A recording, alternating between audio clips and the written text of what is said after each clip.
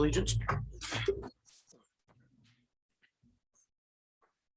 Pledge allegiance to the flag of the United States of America, to the republic for which it stands, one nation, under God, indivisible, with liberty and justice for all.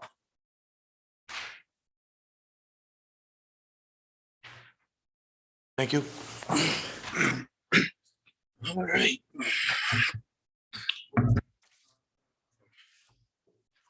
Can I get a motion to approve the agenda? So move, Mr. Chairman. I second it. All those in favor? Aye. All right.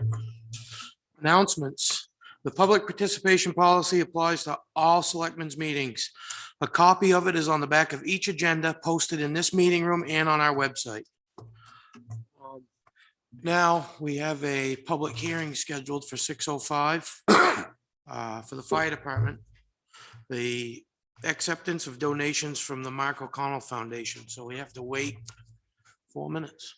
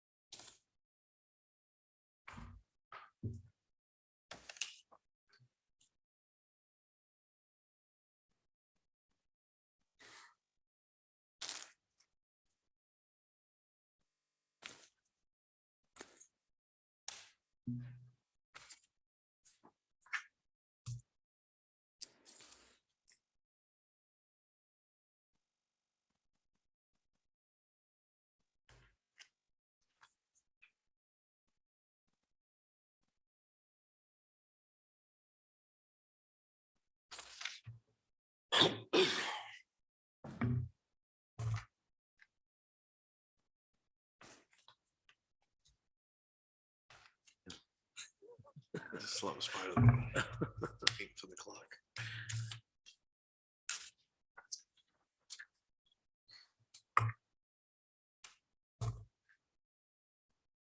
Hey, he's here when we go. Yeah.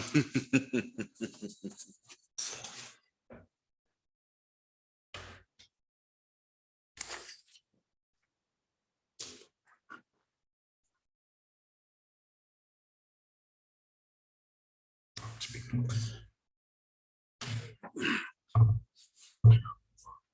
All right, 6:05.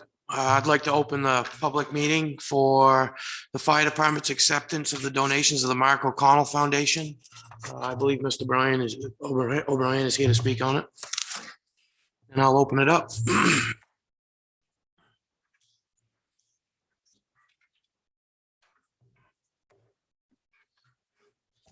Good evening, sir. Good evening, everyone.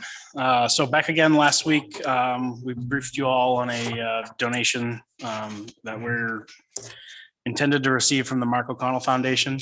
Mark O'Connell was one of the gentlemen who lost his life on Lake Winnipesaukee in 2017 fishing derby weekend in the winter. He and a fellow rider went through the ice on their snowmobiles. This foundation has set out to support safety around Lake Winnipesaukee and support rescue teams in their endeavors around the lake. With that being said, they are looking to donate a drone, a trailer for our airboat, grass rake for our airboat, a sonar system for our airboat, and some lighting as well. All of those donations total just short of $20,000, which prompted the need for this public hearing. Perfect. So anybody else that would like to speak for or against?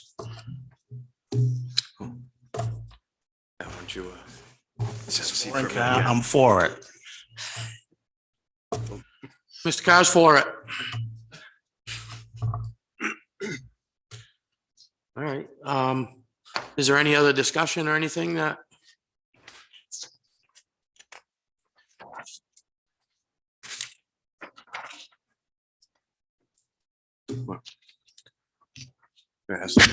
Sorry, do you want a And- motion to approve? Yeah, can I get a motion to approve? Yeah, I'd like to make the motion. We approve the donation of the McDonald Foundation, Town of Walton, on the listed equipment as presented. I second that. Any discussion? All those in favor? Aye. Aye. Thank you. That'll be the end of public hearing, public meeting. Thank you. Yeah. Next up is public input, limited to 3 minutes per person on agenda items only.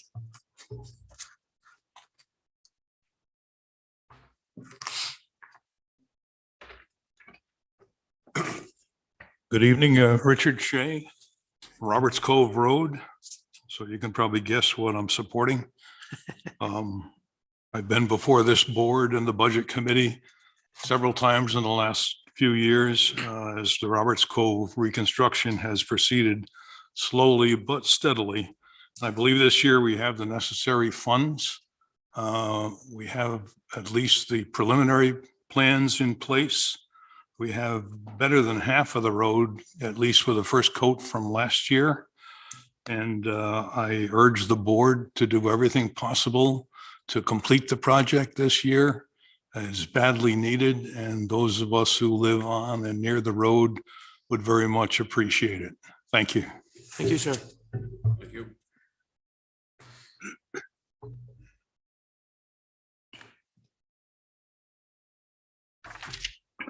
Warren Cobb. First, I'm glad to see that you accepted that grant because it was unanimous support from the public.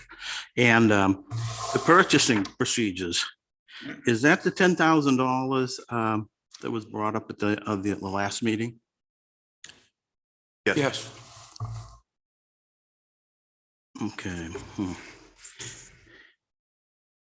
I think you have to realize there's some negatives on raising that amount. So I hope you take that into consideration when you come to that point. I know it costs money for advertisement, but I think a lot of times we get a better bid if we put it out.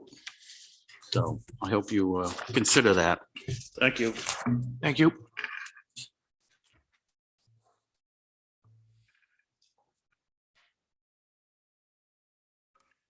Anyone else? All right, moving on. We have no appointments tonight, so new business. Fire Department ARPA purchases. Mr. Chairman? Yes, sir. You know, unfortunately, the fire chief wasn't able to make it here tonight for his items. Okay. He had contacted me by phone and just advised me of the situation and asked me if I could at least Absolutely. present this to the board and see where the board wants to go with it from there. What this is he had applied for and received an ARPA grant. This is specific to emergency services. This isn't part of our other ARPA funding that we've received for other projects and other amounts. So the grant is in a total of $8,282.14. What the chief is asking for is he's asking two parts in a motion if the board agrees. One is to accept the funds from the grant, but also two, the purpose of accepting those funds is he wants to expend that money for 2 ventilator systems and setups for the ambulance. And the total cost of that project is $25,046.24. He's proposing to pay the remaining balance out of the ambulance revolving fund. One of the things that he pointed out in his memo for the board to consider is that he does have a quote here for the purchase of it through Zoll Medical Corporation. His concern was this is a specialized piece of equipment that is compatible with the other equipment that he has in the ambulance. They work together. It's a direct purchase from the manufacturer, not a subsidiary or a sales rep from there. So he's asking for the board's permission to go ahead and move forward with that as the second part of this.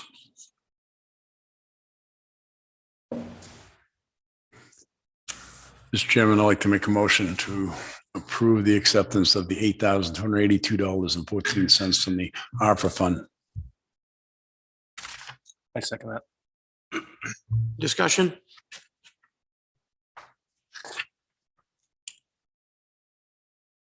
Seeing none, I'll call it. All those in favor? Aye. Aye. Mr. Chairman, I'd also like to make a motion to approve the use of $16,764.10 from the ambulance revolving fund to go along with purchasing the 2 ventilators from the Zoll Corporation. Along with my motion, I'd just like to say I agree with the chief on this. This is specialized equipment, so I don't feel the need to go out and get separate bids where it works hand in hand with what they already have. I agree with that. Second. Discussion? All those in favor? Aye. Aye.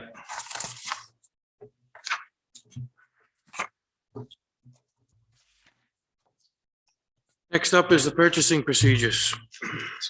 Mr. Chairman, as discussed the last meeting, it was asked to be brought back to the board about raising the 5,000 bid limit to $10,000 for bulk purchases.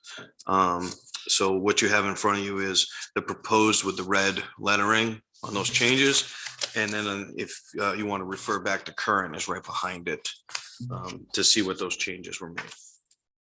And again, this was only regarding the bid process and bid amount, not the allowances for department heads or the TA or anybody else to purchase. Chairman, Yes, sir. Yep. I move we accept these the proposals as printed out here for the 10,000 and the 5,000 with one change. Paragraph D says, but 5,000, but less than 5,000, 10,000, or in the case of any bulk. Shouldn't that read 10,000?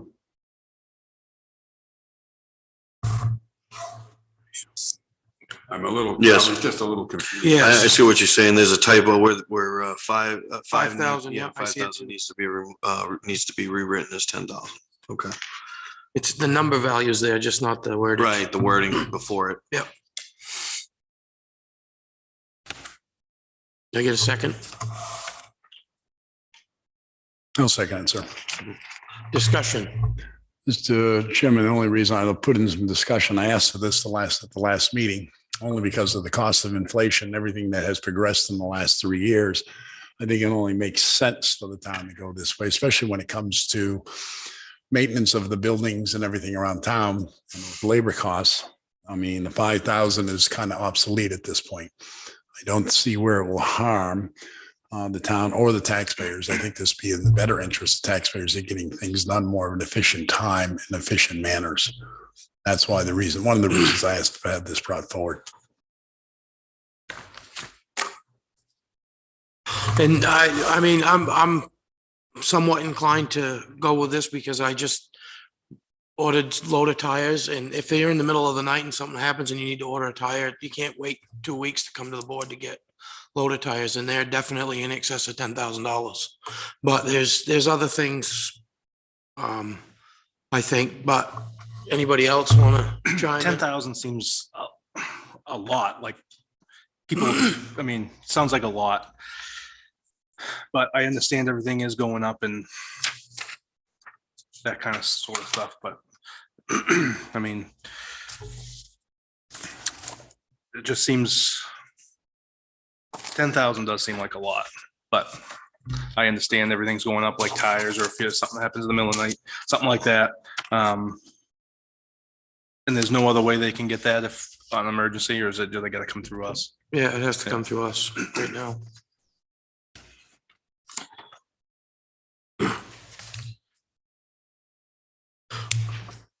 Well, gentlemen, there's a motion on the table and a second. Need to call for a vote. Oh, Mr. Chairman. all those in favor? Aye. Aye. Aye. So moved. Appointment.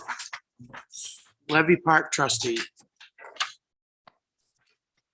Chairman, Yes, sir. the agenda says appointments, but Yep. I believe there's only one. I'd like to make a motion that we approve Yep. Bill Ducey, Second. Levy Park trustee. Discussion? All those in favor? Aye. Aye. Aye. Special event applications. Before we do this, can I? This is part of that.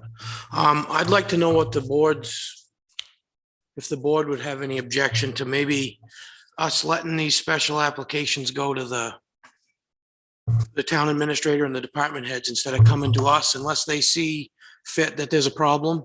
A lot of these are just reoccurring things that I don't know if we need to have on the agenda every time we have it, unless there's a problem that one of the department heads or the town administrator says, wait a minute, this is a red flag.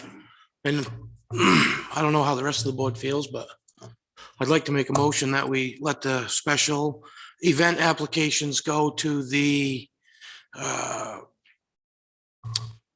administrator with, of course, with all the recommendations from the department heads. I'll second that for discussion. I'd like to state that, we have our department heads involved in this. There's basically 4 of them involved. Yeah, we're paying them over $500,000. That's what it costs the town, benefits and pay. I believe we should utilize them. And we more or less make these motions on their recommendations. I do. Yep. And every one of them, we get their recommendations. So I think I agree with the motion. I also agree with it. Unless there's something new, there's a new application, something that hasn't been, anything that you see that we need to look at. I mean, I just kind of redundant. I disagree. I'll be voting opposing it.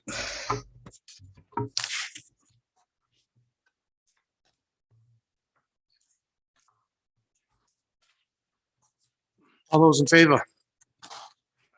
I, Aye. Opposed.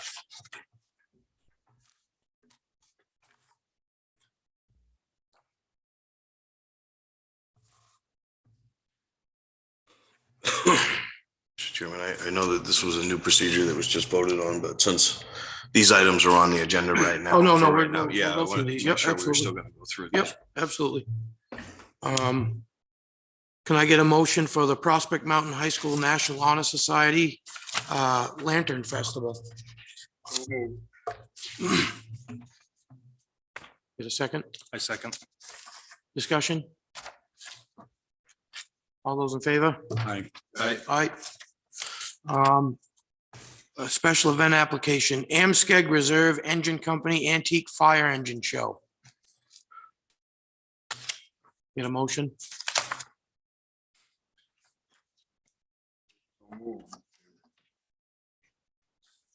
Second. Discussion? All those in favor?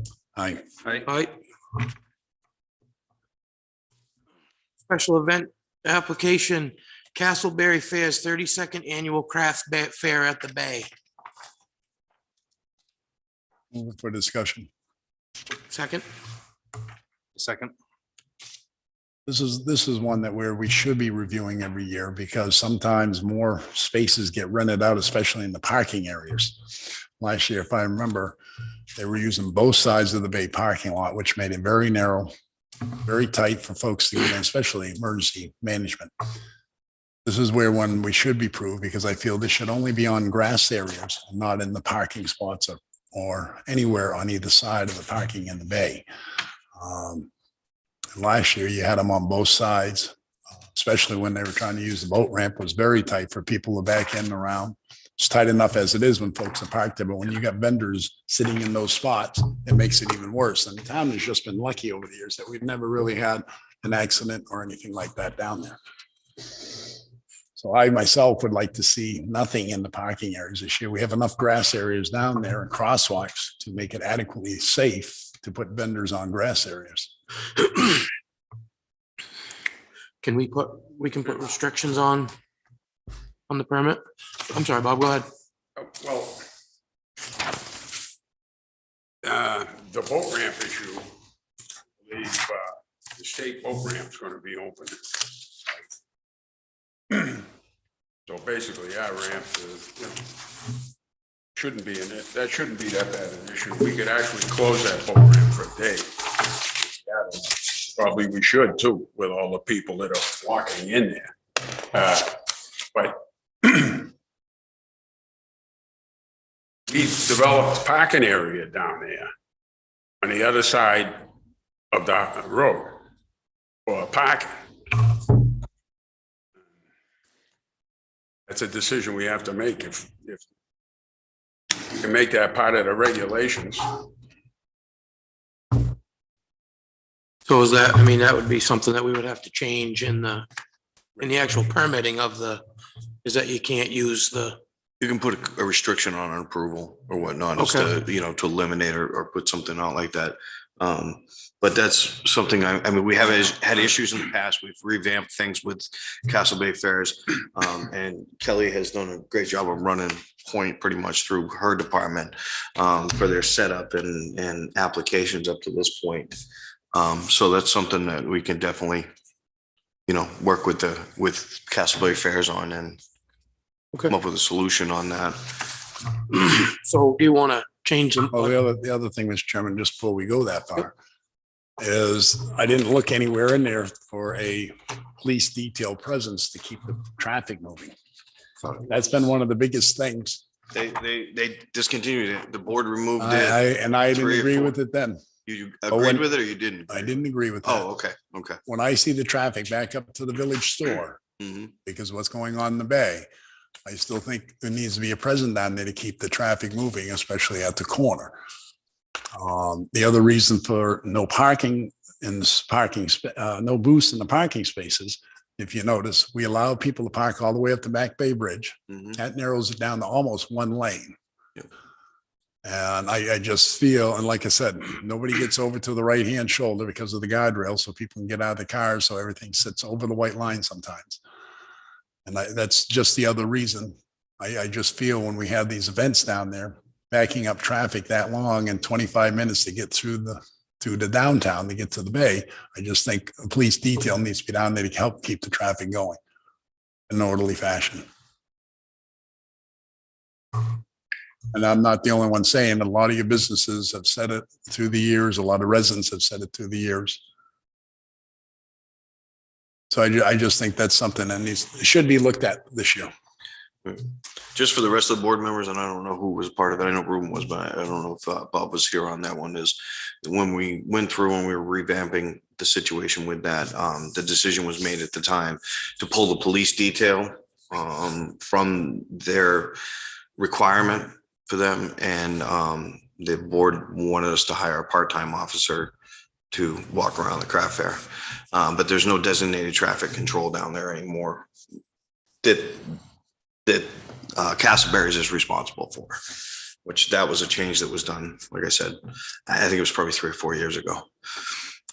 So that's why, you know, at this point, you see the police chief had signed off on the permits, but his intention probably is he's going to have, you know, a part-time officer down there covering Bay parking lot. Oops, sorry. The Bay parking lot and around the areas of the tents, but there's nobody designated to crosswalk safety or pedestrian safety or traffic flow. Was there any reason why they pulled it or why it wasn't part of their? Well, one Castleberry Fairs had offered a pulling out of the Bay Area if the town was going to keep putting on restrictions. They said they weren't going to make any money, but if you go through their permit application for their vendors, you wonder why they're not making money. My feeling is they make enough money they could afford the police detail. They just didn't want to keep paying for things. We finally came out, the Parks and Rec director came out and finally said our grasses are being torn up. They had to help fix that. The rubbish was another thing for their department, having to pick up all the time. We made sure they put in a certain area. They were responsible for removing the rubbish. There was just a lot of things that went in. The town decided finally to start putting in restrictions, but it was also given to us that if we kept putting on too many restrictions, that they would pull Castleberry Fairs out of Alton. And I believe that's what kind of led towards it. And I think there was a little bit of a trade-off because if it wasn't that they could put the new restrictions like with the trash and the removal, the extra pumping of the septic system there and stuff along that way, then their pushback was, I guess, about the police detail and the cost involved in that. So I think there was some compromise there because the town did increase their fees on the other end. Okay. So.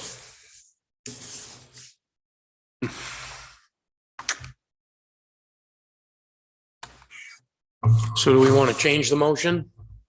Or do we want to?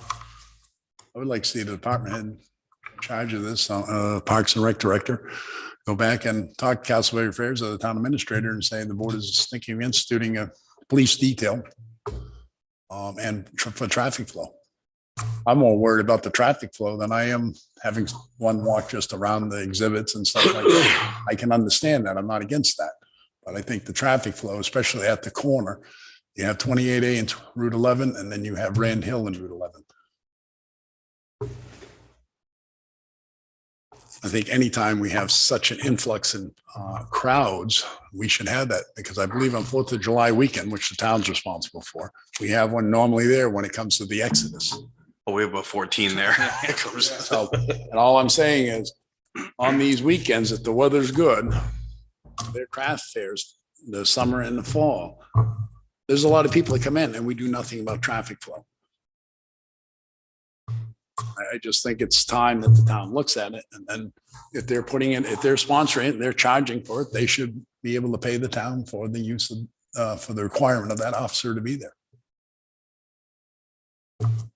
Which would be 2, because unless you're gonna have the same officer sit there for a 12-hour shift while it's on, which I don't think is fair.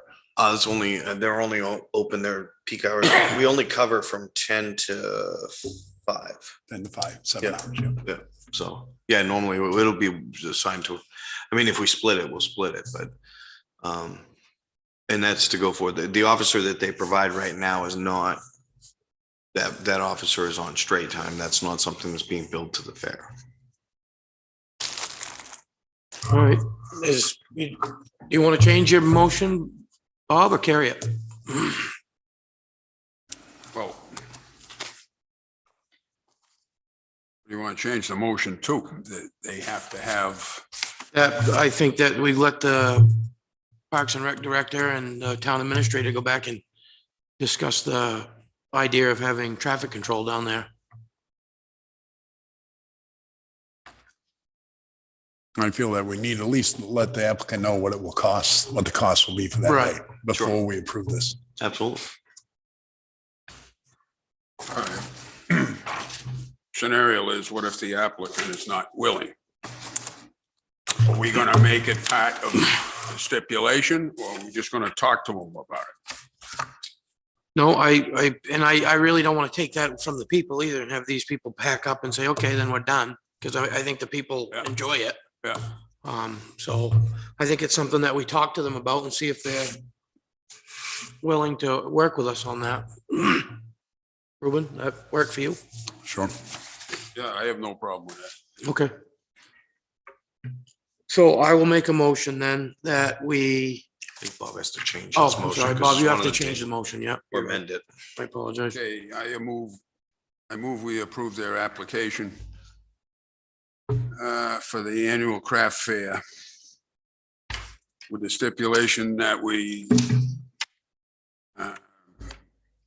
town administrator contacts them about police patrol, police traffic control at the intersection, along with Kelly. I'll second it. Discussion. All those in favor? Aye. Right.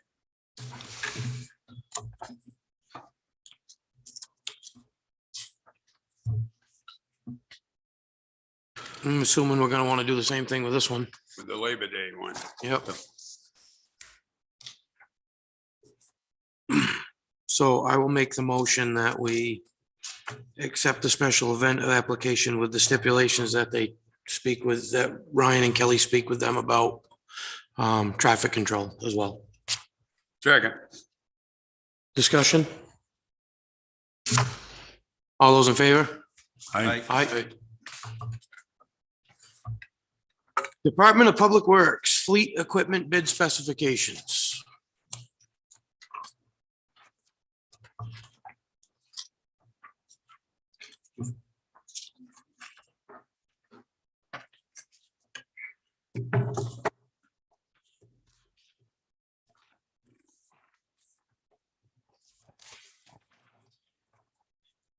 Good evening. So we've put together a package here to encompass basically all of what had been through the capital improvement plan and also previously discussed with the board regards to replacement of vehicles. I'm sorry, not vehicles, it's really the equipment side of things. We already have the vehicles out for bid right now. So this would be for the, more or less the equipment, both for highway and water department. And also, I have had, since I've drafted this up and forwarded it to the board, conversations with the solid waste facility director in regards to his loader and age of it, and also the hours of that loader. From what I understand, it's a 2005 Volvo with 6,000 hours on it, plus or minus. It's a 17-year-old vehicle or loader up there and is going to be needing repairs. Fenders are all going to need to be replaced on it here fairly soon. The loader is also used by the highway department and other departments as well during the winter months. So I would also ask the board for consideration and with this bid package here, instead of it being for one wheeled loader replacement, that the board consider putting this out to bid for two wheeled loader replacements. I talked with Scott about that relative to the specifications. He feels that the specifications that we've put together here would also be those that would be of like for his needs at the facility as well. So I Though the funds that would take care of the loader itself would actually come from his recycling Revolving account. revolving account, which is approximately a little $400,000 in. Of course, that piece of equipment, as you gentlemen know, is utilized mainly for all of the operations up there, is changing containers and also for his demolition as well, and then moving his commodities around. So I would, before the board as well, that would be, we would need to make a change to what you have before you by, instead of one loader, it would be two loaders. Doesn't, we'll see what that brings. It would also be to trade the loader that he has up there, just like we have in the package, to trade the highway department loader as well. And all of these applications that we have set forth, there is a trade involved for these different vehicles.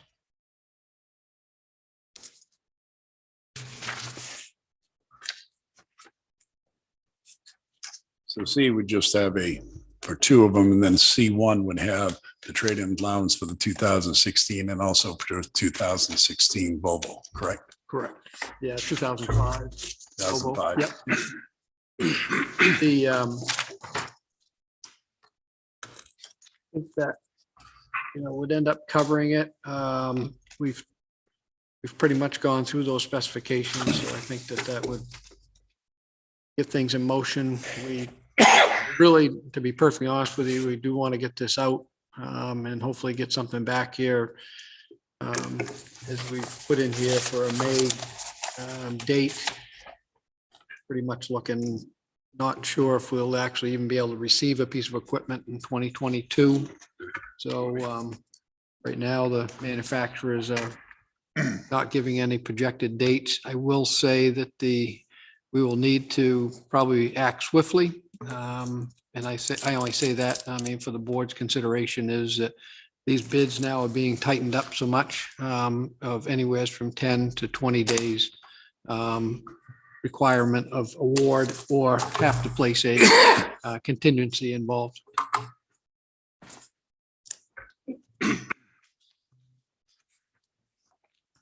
Chairman, I approve the invitation for bids from the Public Works Director for the 2022 DVW equipment as listed, I'll second with that. the addition of the Solid Waste Center's Volvo. I'll second that, Mr. Chairman. Discussion? Yeah, I'd like, one question on the recycling loader. Does, what do we do with the tires on that? Own those? I'd have to double check with Scott. I'm not aware that he has those foamed, but up there on his loader, because I think if they were foamed, we would have a little bit trouble probably Yeah. going over the road with You it. couldn't drive down the road with it. They get so hot. Right. They do something to them. So that'd be an extra, but. Yeah, I'll double check with Scott on that. If we I need to think- add that in, I can add that in and specify for that being for one of the loaders. Okay. I know they do some, if in fact they have to patch those, and correct me if I'm wrong, Brock, you may have run into this, so maybe. Actually, any of you guys probably in the past, as far as vulcanize, as they call it, vulcanize. Yeah. That's for a hole though, a patch. A hole or That's patch. if you get a hole in it. My question on the 30,000-pound excavator, I don't see rubber tracks on there. Will you think that one? So we, actually, I should probably add in there that, for the, they're actually the bolt-on Street liners. Street liners. browser pads. Yeah. And I can add that on here. I must have missed that. The track machine here, so I can add that. I believe on the water department, it does specify Yep. the rubber tracks on that one, but the other machine, I'll make sure that I put the rubber browser pads. Those are generally bolt on in case you need to take them off. from what I understand, so we don't tear them up. Any other discussion? All those in favor? All right. I Thank you very Aye. much. Thank you. Okay.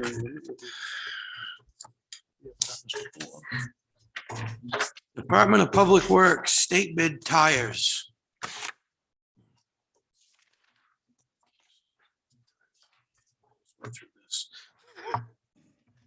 So as you're all probably pretty much aware of, I know there were some comments made about tires here a short time ago in your discussion. The tires are going through the roof right now as far as cost with the petroleum-based products. And right now, checking the state bid list, there's actually a state bid list for both Goodyear and for Michelin tires. And right now, we can get through state bid, the Goodyear tire, giving us the best cost when we priced it between the two state vendors. Of course, the amount is in excess of what we actually have as far as staying in.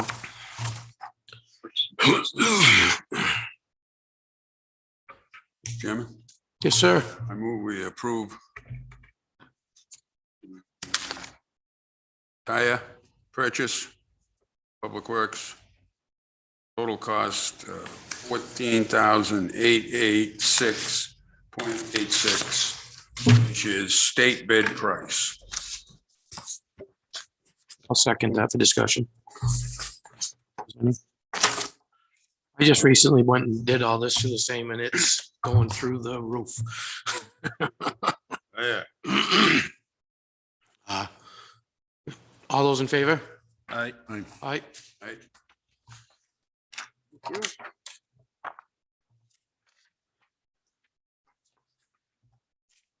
Department of Public Works, Park and Recreation Department, Bay retaining wall restoration.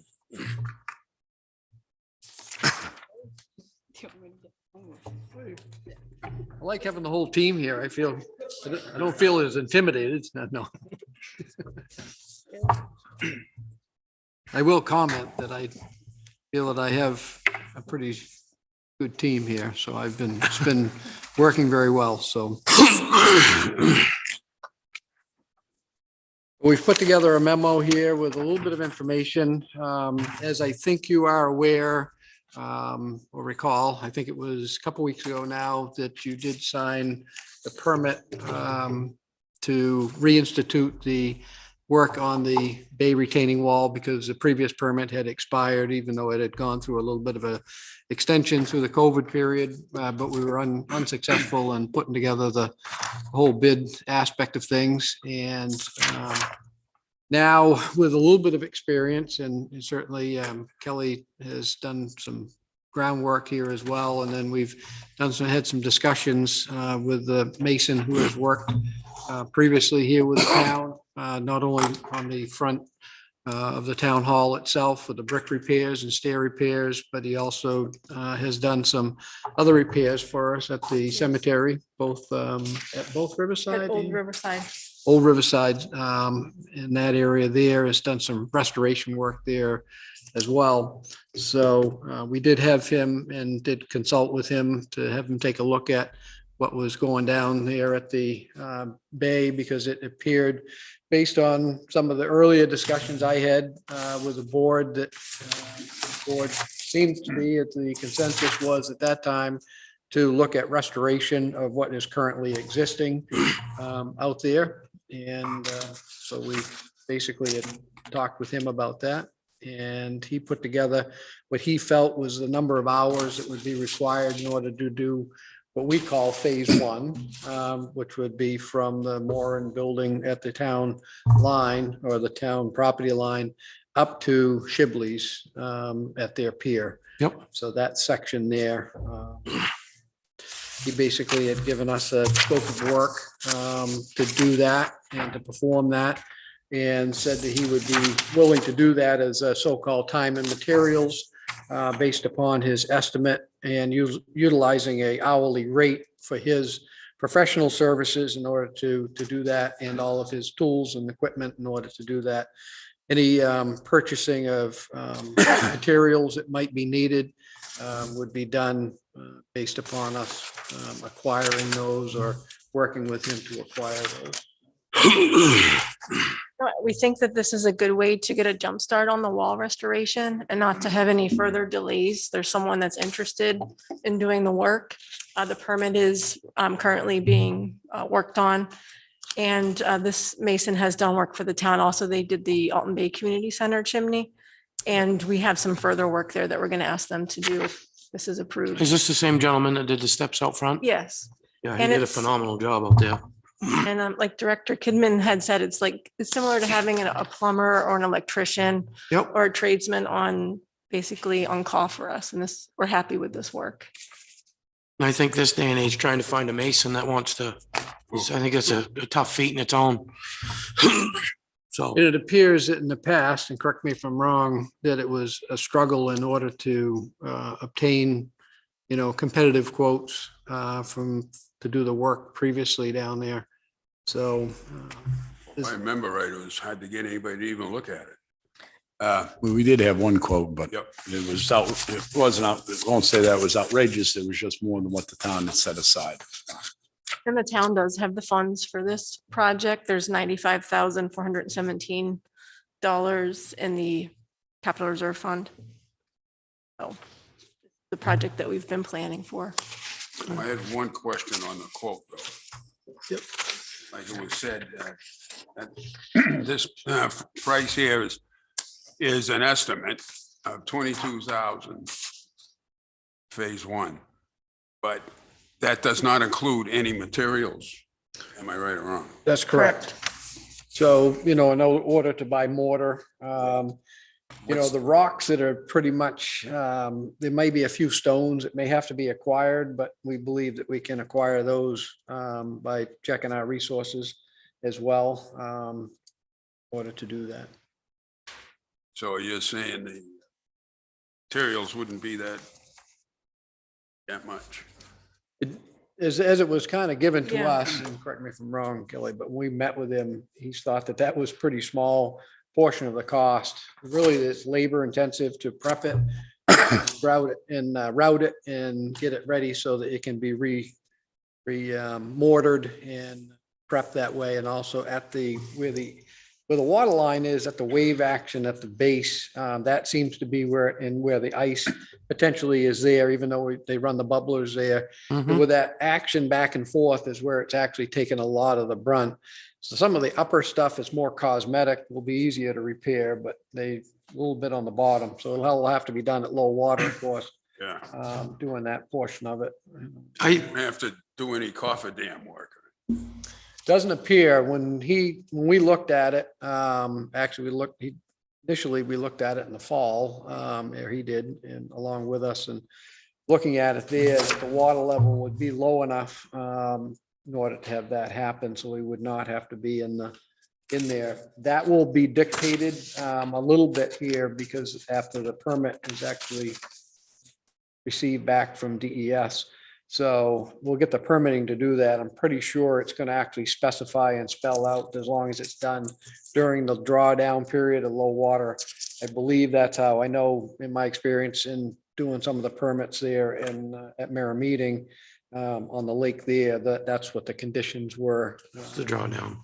Yeah, unless it was one of those, gonna put a boat. They actually don't use boat docks anymore, but I mean, boathouses, but as far as going in, if it was gonna be in a water situation, then it would be a cofferdam. Also, I think when this proposal was spec'd out, as far as the estimate that we came up with, we were looking at the worst case scenario. So that was, if it said approximately 10 to 15 days, we went with 15 days. If it said 3 to 6 days, we went with 6 days. Yep. So we went with the highest of what it would be. So if that is the case, we would have the funds for that. And if it isn't, then we'd have some extra money to put towards the materials. I know the gentleman I've talked to him over the past 2 years since he's been in Alton. He used to go all over the country, repointing, resurfacing, especially fieldstone, limestone through the Midwest, upper Midwest. Seen some of his work, his pictures and his company's pictures, not his company, but the company he worked for. Maybe decided to raise a family. That's why he's come back to Alton and settled down. The work he's done, I'm surprised it's 3 to 6 days work. I would at least figure a good month going across the front of that. But, you know, and the worst thing is at the water level, below the water level. And that's where most of our problems is, but I think it's a good way to go. We talked about doing it by the hour before, trying to find a local mason, which we couldn't get in. So we have someone that's willing to do it. I think it's a step in the right direction. I think it's an adequate price for what they're giving us. Absolutely, I agree. I know we've talked about this long enough. Yep. Time to fix it. Yeah, and I did check with, I know some folks that are on the board up at the Castle in the Clouds, of course, doing a lot of restoration work, very similar type stone type work with the field stone type work. He's done some of that work up there as well. And this appeared, I mean, you know, after Kelly and I received that, I did check to see, you know, because I'm not familiar with exactly with the hourly rate type of thing. They said that that was a fair rate Yeah. for a gentleman to come with his tools and his experience.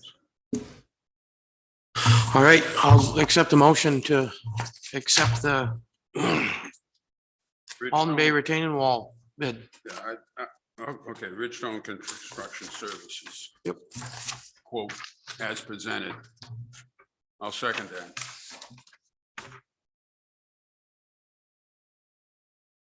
Okay. I'll second. All right. Second. Yeah, Okay, yes, yes, He correct. confused me. Yeah, I second All that. right. Any more discussion?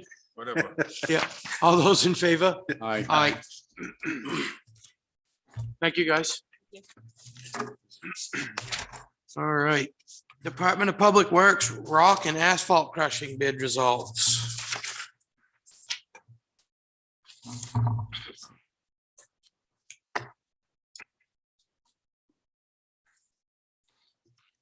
As you can see from the memo, we did have two bids for that crushing services. I have put together a recommendation. The pile has grown a little bit since the folks were out and looked at it and estimated it that way. So I have asked for some additional contingency to be added to the bid amount based upon, that's the reason why I did the per cubic yard of crushing as well, so that potentially that could be factored in there. Currently, we have about $62,000 in that capital reserve fund for this purpose. So we will look to initially make crushed gravel for roadbed restoration. And then we will look at potentially using, if we have enough stone off of it, to do some additional inch or inch and a half minus, so to speak, crushed stone to be utilized for roads.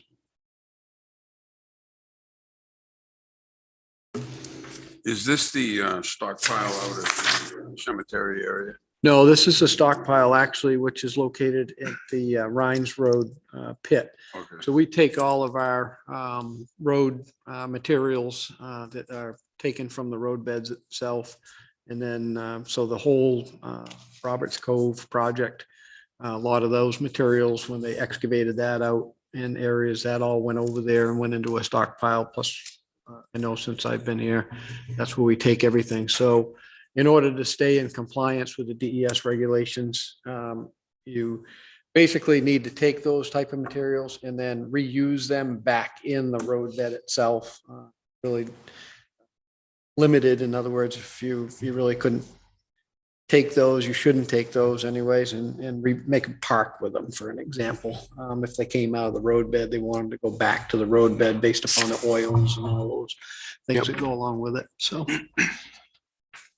Mr. Chairman, Yes, sir. we accept the bid of Northeast Earth Mechanics LLC of Pittsfield for rock crushing, $44,000, 5,000 cubic yards. Second that.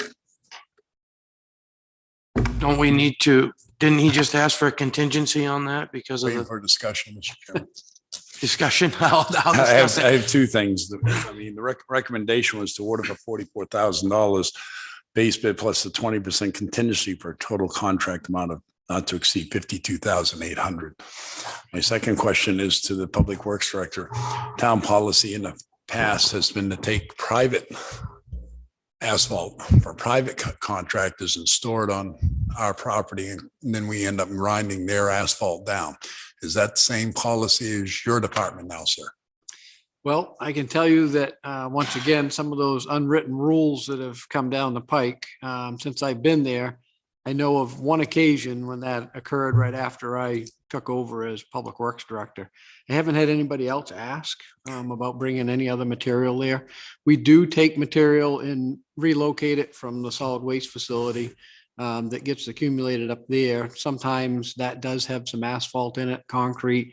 And those end up getting brought over and put into that same pile. But I haven't done that. I wasn't sure if there was a written policy of any sort. Well, I don't think so. The reason I ask, I found about this last year. This happened over the last few years. There's a contractor working in the area, doesn't want to have to haul all the way down to the asphalt plant, was asking the highway department if they could just dump it in our pit. So it's adding cost to us. Yes, we're putting it back in the road. But if you're saving the company money from traveling a half hour away and they're coming in from another town from doing a project up there, why are we taking some other town's project, which is costing us money to grind? So I think maybe that's something you might want to come back to the Board of Selectmen and talk about at a future date. That's all. Yeah, I mean, if There we're is gonna no take unwritten stuff, rule, but there was never a rule made either. yeah, I mean, personally, myself, I agree with your analogy there in regards to, us paying for that and them not having to pay for it. But my thing would be that they should pay for it. And we could come up certainly with a per load size or yard size ability for them to, it does enhance at times based upon what our pile might be, enhance it. And it is a way to use a recycled material, certainly that way. But we wouldn't want to have an overabundance of it either. And not, once again, paying for the cost of having it crushed.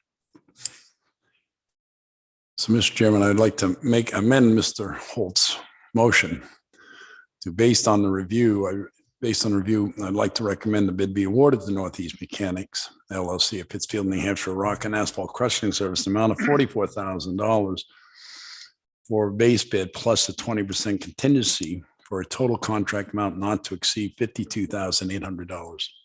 I'll second that. Discussion? All those in favor? Aye. Aye.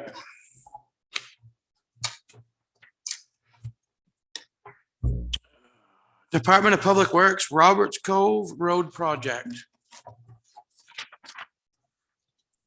one might take a little bit more. And I do have our plans here as well, and I can lay them out so that you folks can take a look at them. But basically what I wanted to do is bring this before the board, give you a little bit of an understanding. I also have created a document here that was not in your packet, but gives you a basic overview as to how I see the estimates occurring right now for our road. It's called road construction, but it's actually all of our road work, which deals with pavement, rehab. So this gives you a little bit of a cost breakdown on that. And we'll also let you know how I have derived some of the budget as well. Because we have X amount of dollars to work with, so you kind of back into some of these numbers as well. We do have some funds that were already in the capital reserve fund that were remaining funds from previous projects and from the Church and School Street project. Some of it, of course, is earmarked and within this budget figures here for the top coat of Church and School Street as well. So just to give you a little bit of as to how I come up with some of these numbers and how I project that we pay for our road work for 2022. So just to give a quick, you've got a kind of a chronology here of the project overview itself for what I'm looking at for doing on Roberts Cove Road. We did do, just to give the little bit of background, we did do some borings on that section of road to get an understanding as to what's underneath there, if in fact there's any wet areas, trying to establish if in fact we were finding any ledge areas that weren't apparent already from what we could see from the surface. So basically coming in from the project, coming in, starting out at the Roberts Cove and Route 28 and Quarry Road intersection. And that's how it basically is laid out, 100-foot implement increments going forward all the way up to the new section, which is about 5,500 feet of roadway to be rehabbed. We're basically looking at adding in right now, I think actually after today, we may be actually up to adding in 14 new basins. Along with the current, there's already some drainage in that area of the basin area down there. So those will be remaining in there. We'll be tying into some of those. But the drainage that actually comes in from that end of the project there will tie into those basins at the bottom of the hill there. I've also outlined some areas which will have under drain down in that same vicinity at the toe of the, as I call it, the toe of the project. They're coming into the hollow for that. And like I say, I have it, we've got it drawn out here. Jack worked pretty hard there with his, made him get his crayons out and colored things in there and got things mapped out. Jack's done a great job at looking at this project, bouncing back and forth as far as its layout for the drainage itself. The other area for discussion with the board is relative to the basin itself. I don't know what to actually call it. Maybe you guys have a name for it, but I can't find anything that talks about the watershed, which then comes into the basin itself, which is a 48-inch concrete culvert which runs underneath Roberts Cove Road at the basin. So I've been calling it the basin culvert down at that location.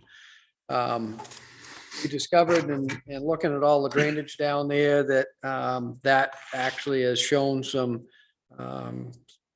deterioration on the lake side, where one of the sections of that concrete culvert has, over time with the wave action happening there, has actually settled and come into the and tipped down slightly. It hasn't shown any degradation on the top side on the road itself. In other words, caving in or making any change there. But you can see it when you look up the pipe there where it has shifted and separated.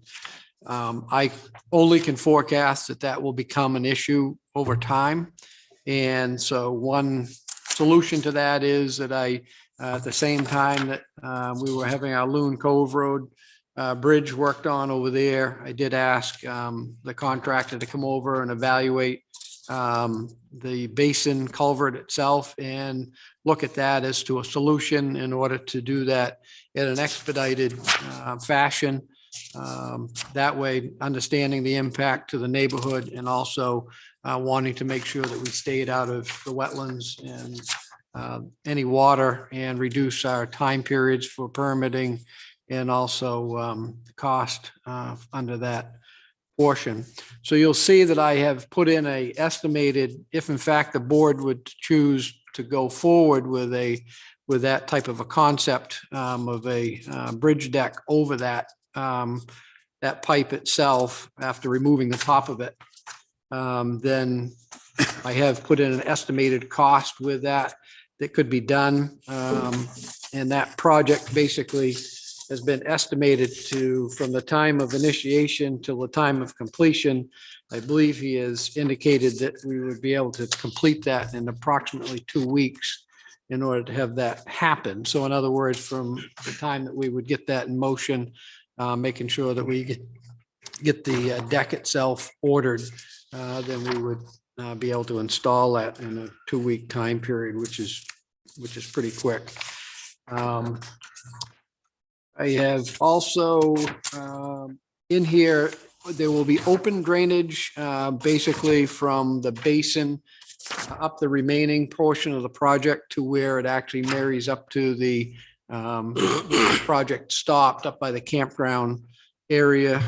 And that will be all open drainage. It is already currently existing. We will refresh that And we do have, I believe today, Jack and I were out there today, spent some time out there. We do have at least one cross pipe there, which is galvanized, which we would replace.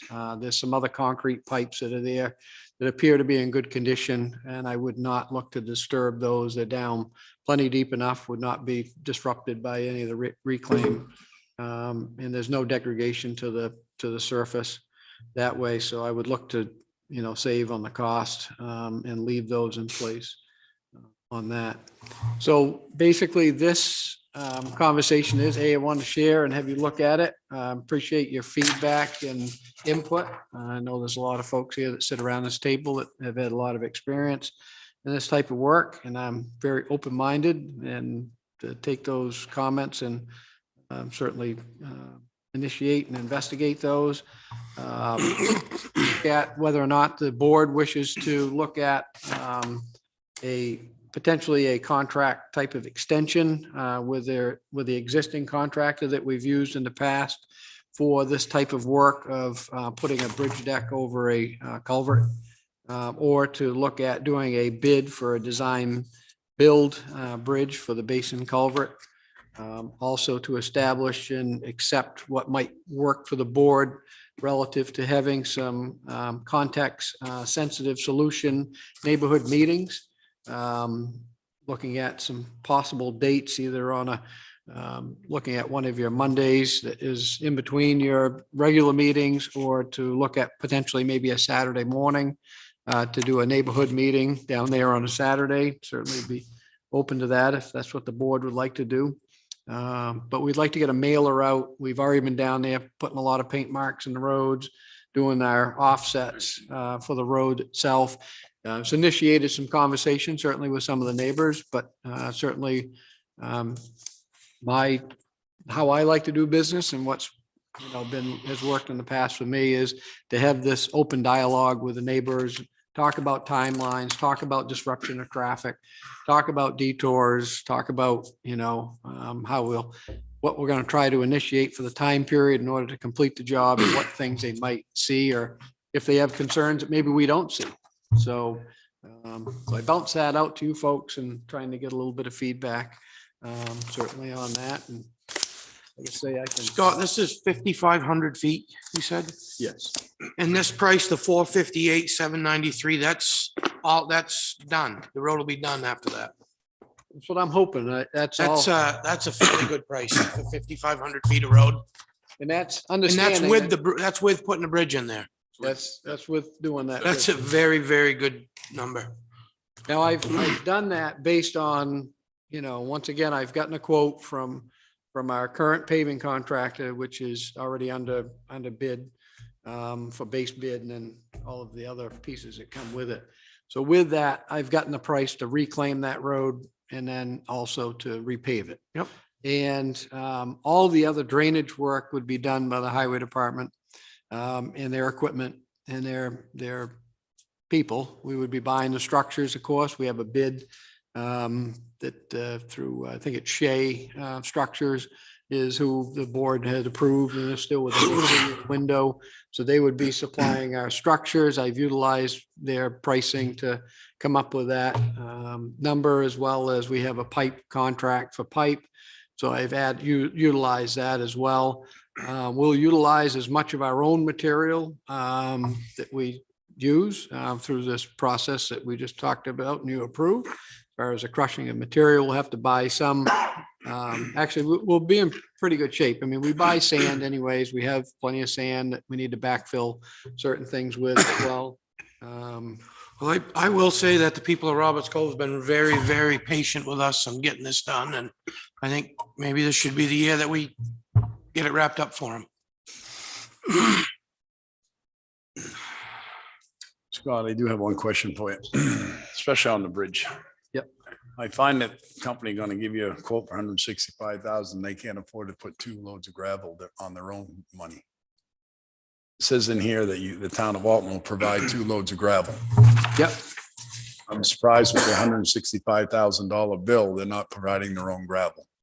Well, I think if you actually went and priced one of these things out, that we'd probably find that it's quite a bit more expensive. And I understand pricing out because I was part of the Loon Cove last year. I have no problem with this. But if a company's going to hand me $165,000 and ask the taxpayers to put in 2 loads of gravel, I'd look at them and say, are you serious? I understand the town hall and highway department doing the work. That's one reason it's the cost of 458 is coming in at the price it did. How far are you digging down in that road of 5,500 feet? Because that's the problem, original problem. We never dug it down. Are we going Yeah. down 2 feet? Are we going down 18 inches? You are not. So all we're gonna do is grind it up, regrade it, slope it, and repave it. Yes, we're gonna, Besides replacing a galvanized culvert and a bridge down at the bottom. you're gonna put in all kinds of drainage. That is probably your biggest undertaking through this whole process. You're also gonna get the water out of the road where we have recognized water in the roadbed itself. So that, those areas there are gonna be overly excavated for that area. We've already marked out all the nuggets that have been pushing themselves up over the years through that road. I have no idea when that road was last done. I'd have to go, maybe some of you folks know when it was last actually had some form of road treatment done to it. But if you're going to start to do full depth reclamation or reconstruction of these roads, a mile of road, this is just over a mile of road, this would cost you $1.3 million in order to dig that down and box it out. And I understand that. I just So don't you know. want, let people know that this is more of a resurfacing, reclaiming than it is a full reconstruction. Right. Because that's what we've sold to people over the years, that it was full reconstruction. And when you go back and look at it, it's more reclaiming it. And that's why some of the roads aren't lasting the way they should. I actually call it rehabbing. Yeah. You're basically rehabbing the road. It's kind of like, when we all get a little bit of rehab for ourselves, end up getting an injury, they send us to rehab to get, built back up or get our knees replaced or repaired type of situation. So that's kind of how I look at it, as more of a rehab.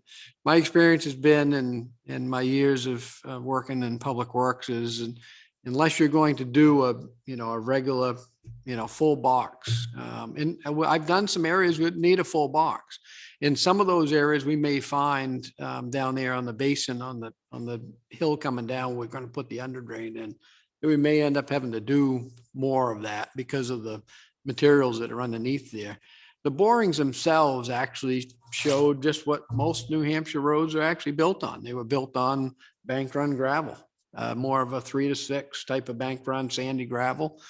We didn't find that there was a lot of hard pan by any means in there. It was more that type of material itself that way. And if in fact that roads had a fair amount of rutting to it, but it wasn't kept up with as far as keeping the surfacing up, that kind of stuff. And as you all know, that area has had probably some more substantial build out.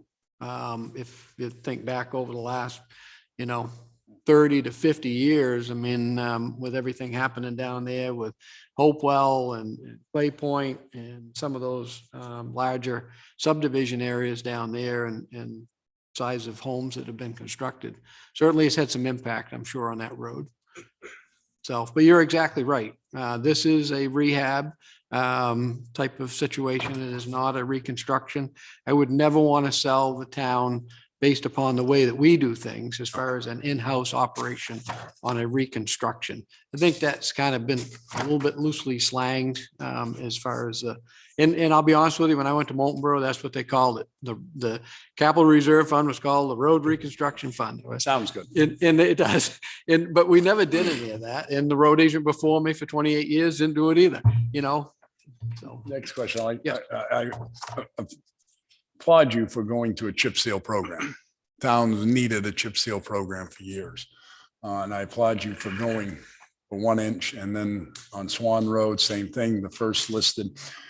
Going down though, Rand Hill Road has me concerned with the 1 inch chip, especially the first part of Rand Hill Road. That just fell apart a couple of years after we redid it. The layers just were lifting up the second layer, or the second year applied, was just lifting right up a year after they put it down. It never held good. Yeah.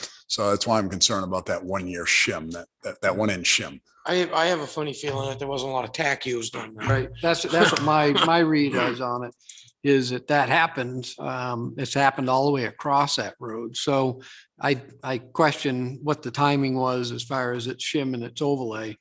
In this situation here, and I've been up there with a paving contractor and explained to him, because his company was the one that was involved in that, as far as the thickness of the pavement.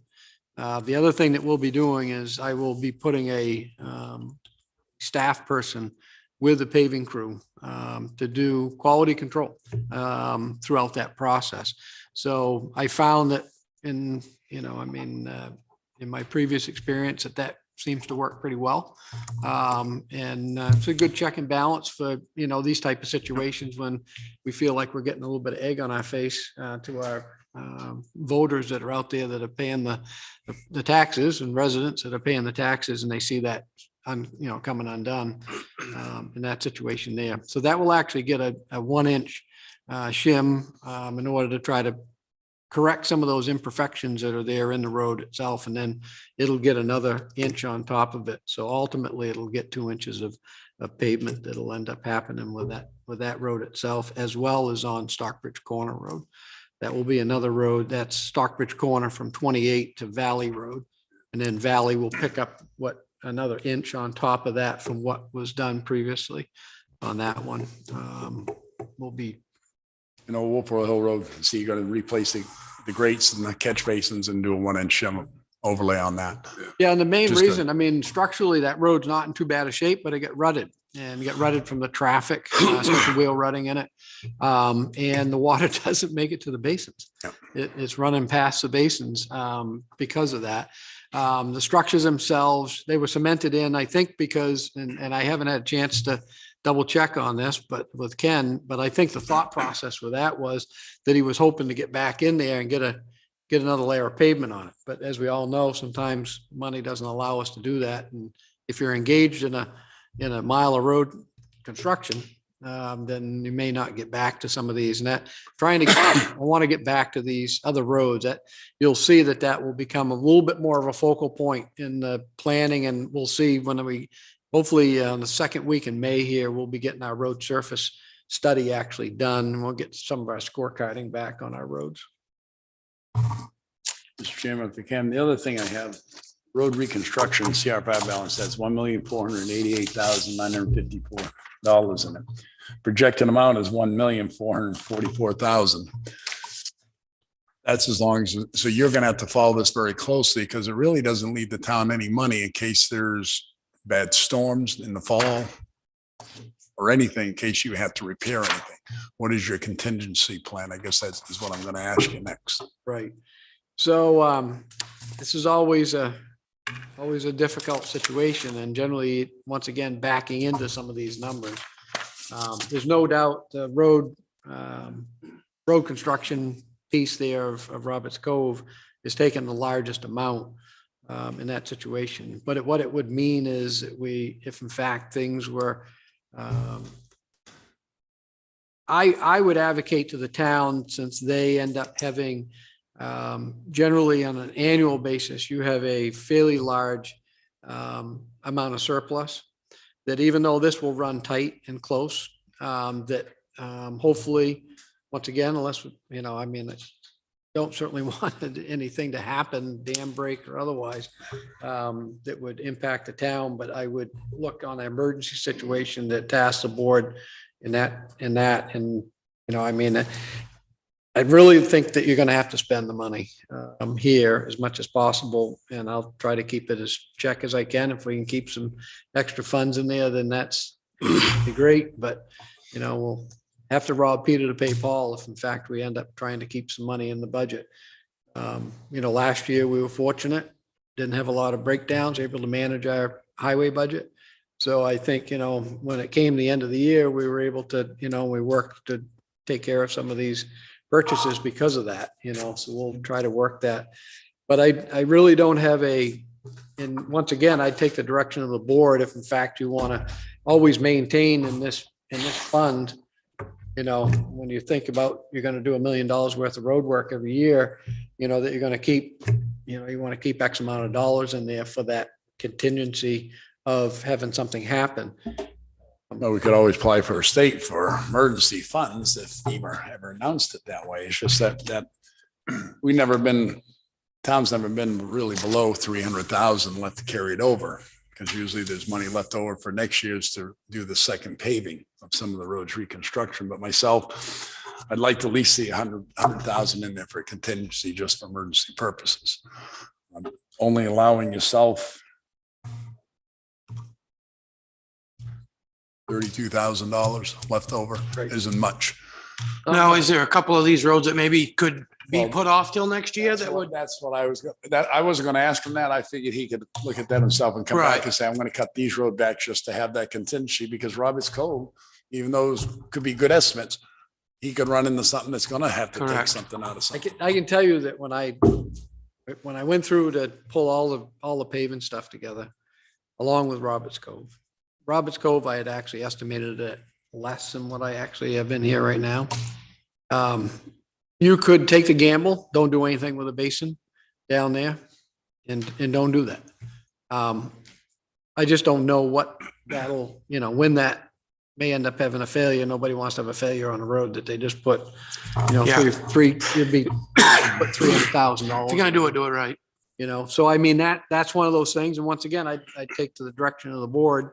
I mean, you guys are the ones that end up having to stand tall with it. I mean, go by my recommendations. But I'll tell you that you really need to spend the money on taking care of the paving issues with these other roads. If not, we're gonna be right back to grinding them up again and repaving them. And that's what happened, and nothing was done to them after that, because of spending so much money on reconstruction. It's that old analogy that, once again, and I agree, Ken will tell you that, he saved hundreds and hundreds of thousands, maybe millions of dollars in doing road rehab work out there. And that's how it was done years ago. You had the 10 worst roads and you just kept pecking away at taking them off the list. But nowadays, that's not the way to go.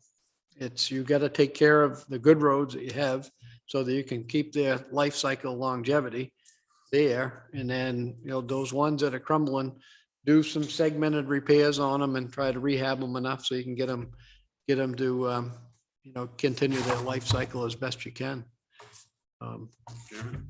Yes, getting back to Roberts Cove Road. We gotta fix it. We've agreed to fix it. But the good thing about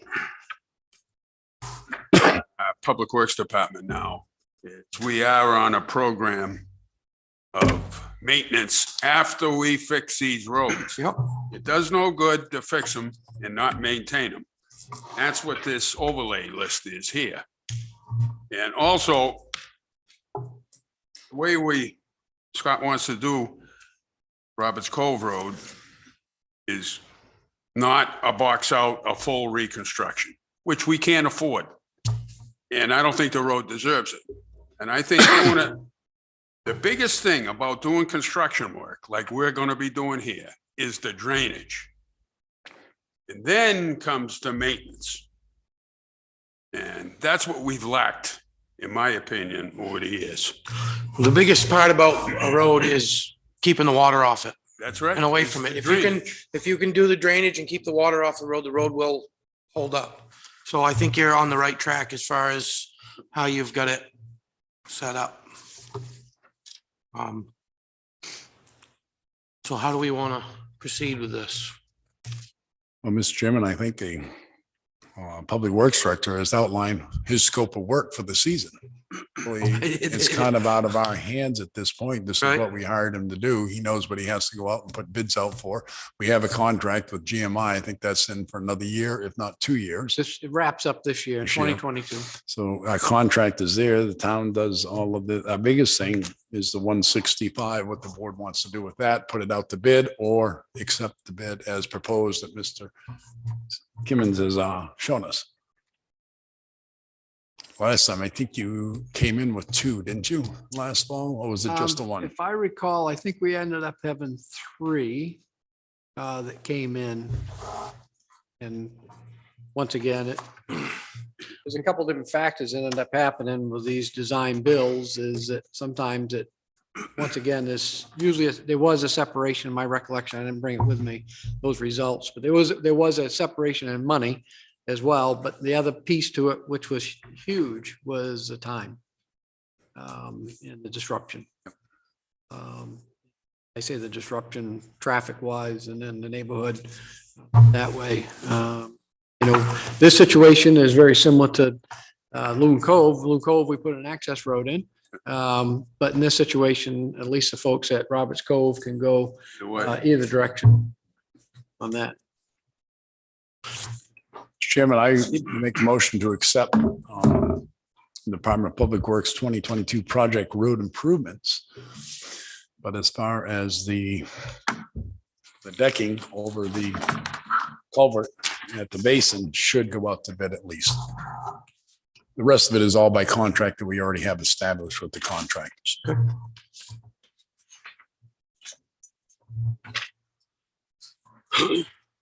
a motion, Yes, sir. I'll second that. discussion at all? Only discussion I would like, and I'm sure he will, but I will put it in for the record. When the money's getting tight, that he comes back and tells us what he might not be able to do. So we, the gentleman here, can face the people out there saying your road's not going to get overlaid this year. Yeah. And I'll tell you for an example, in some ways, it was probably good that we actually forego that last year. So we ended up discovering this morning, I ended up, when I do my ride, discovered that at Linwood Road, for an example, and that road had been reclaimed and there, the water is actually bleeding right out of the pores of that road by the base pavement that was actually there. So we were up there today. We did a test bit just off the road's edge, and we've got a lot of water migrating in from that hillside. So we are going to install probably about 300 feet of under drain, see if we can correct that problem before we invest in putting any more pavement in that area. So, so perfect example of that, trying to get things before, not after. Yep. All right, well, there's a motion on the table in a second. All those in favor of holding off and sending the deck out to bid?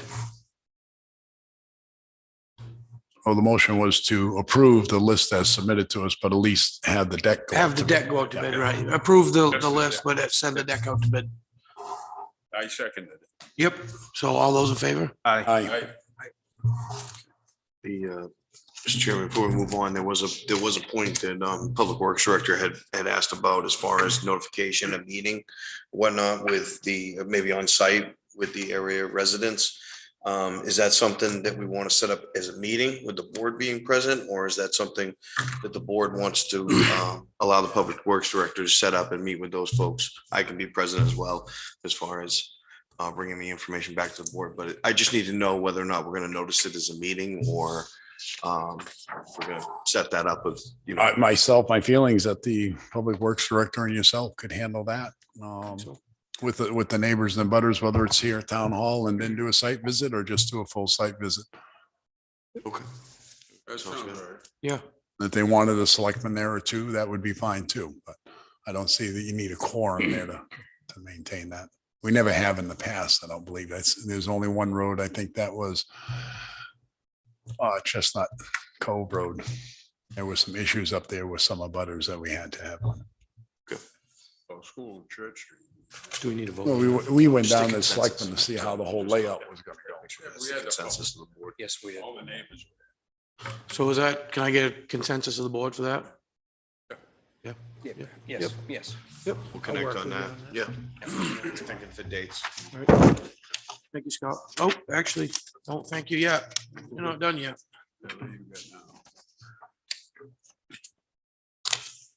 Department of Public Works Phase 2 and 3 adjustment.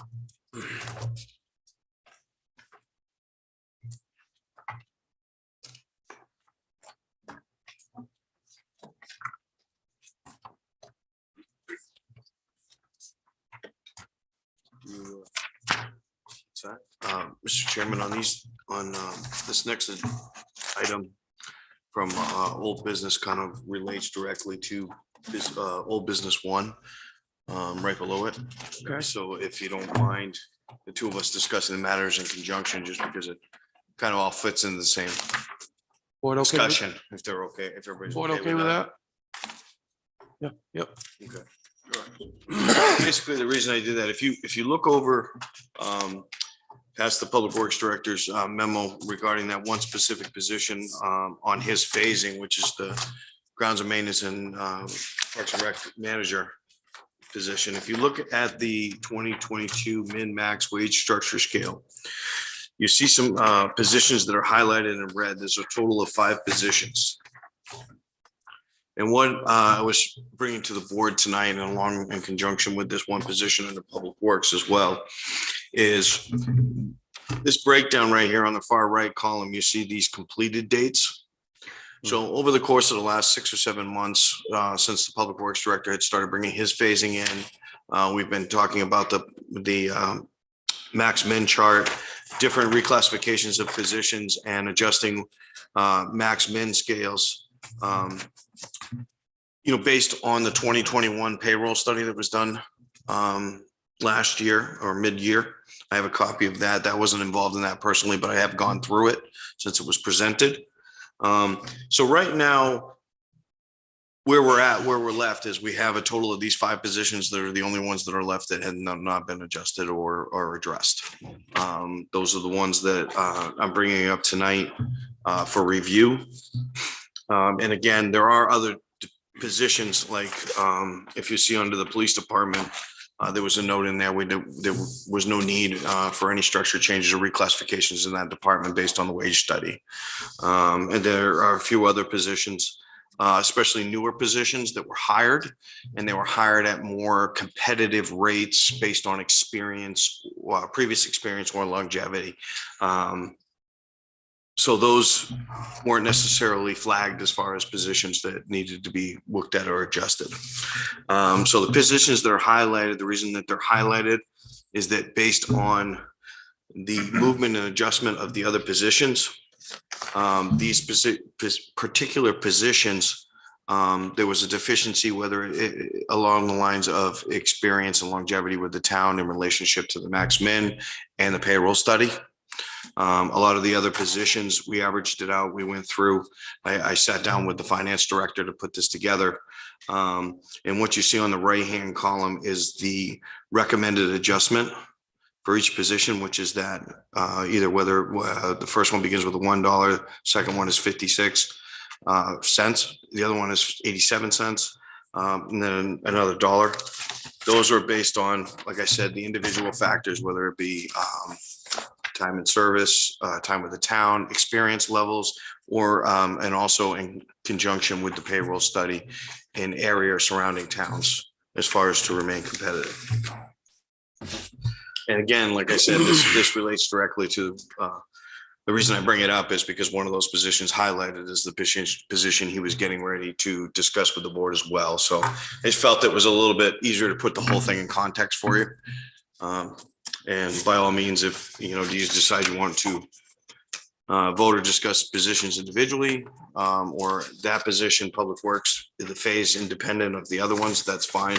I just wanted to paint the whole picture for the board and discuss it. And by all means, Scott, and chime in with your thoughts on things. Cause I know you've been working on this diligently for the last 6 months or more. Right. Or more.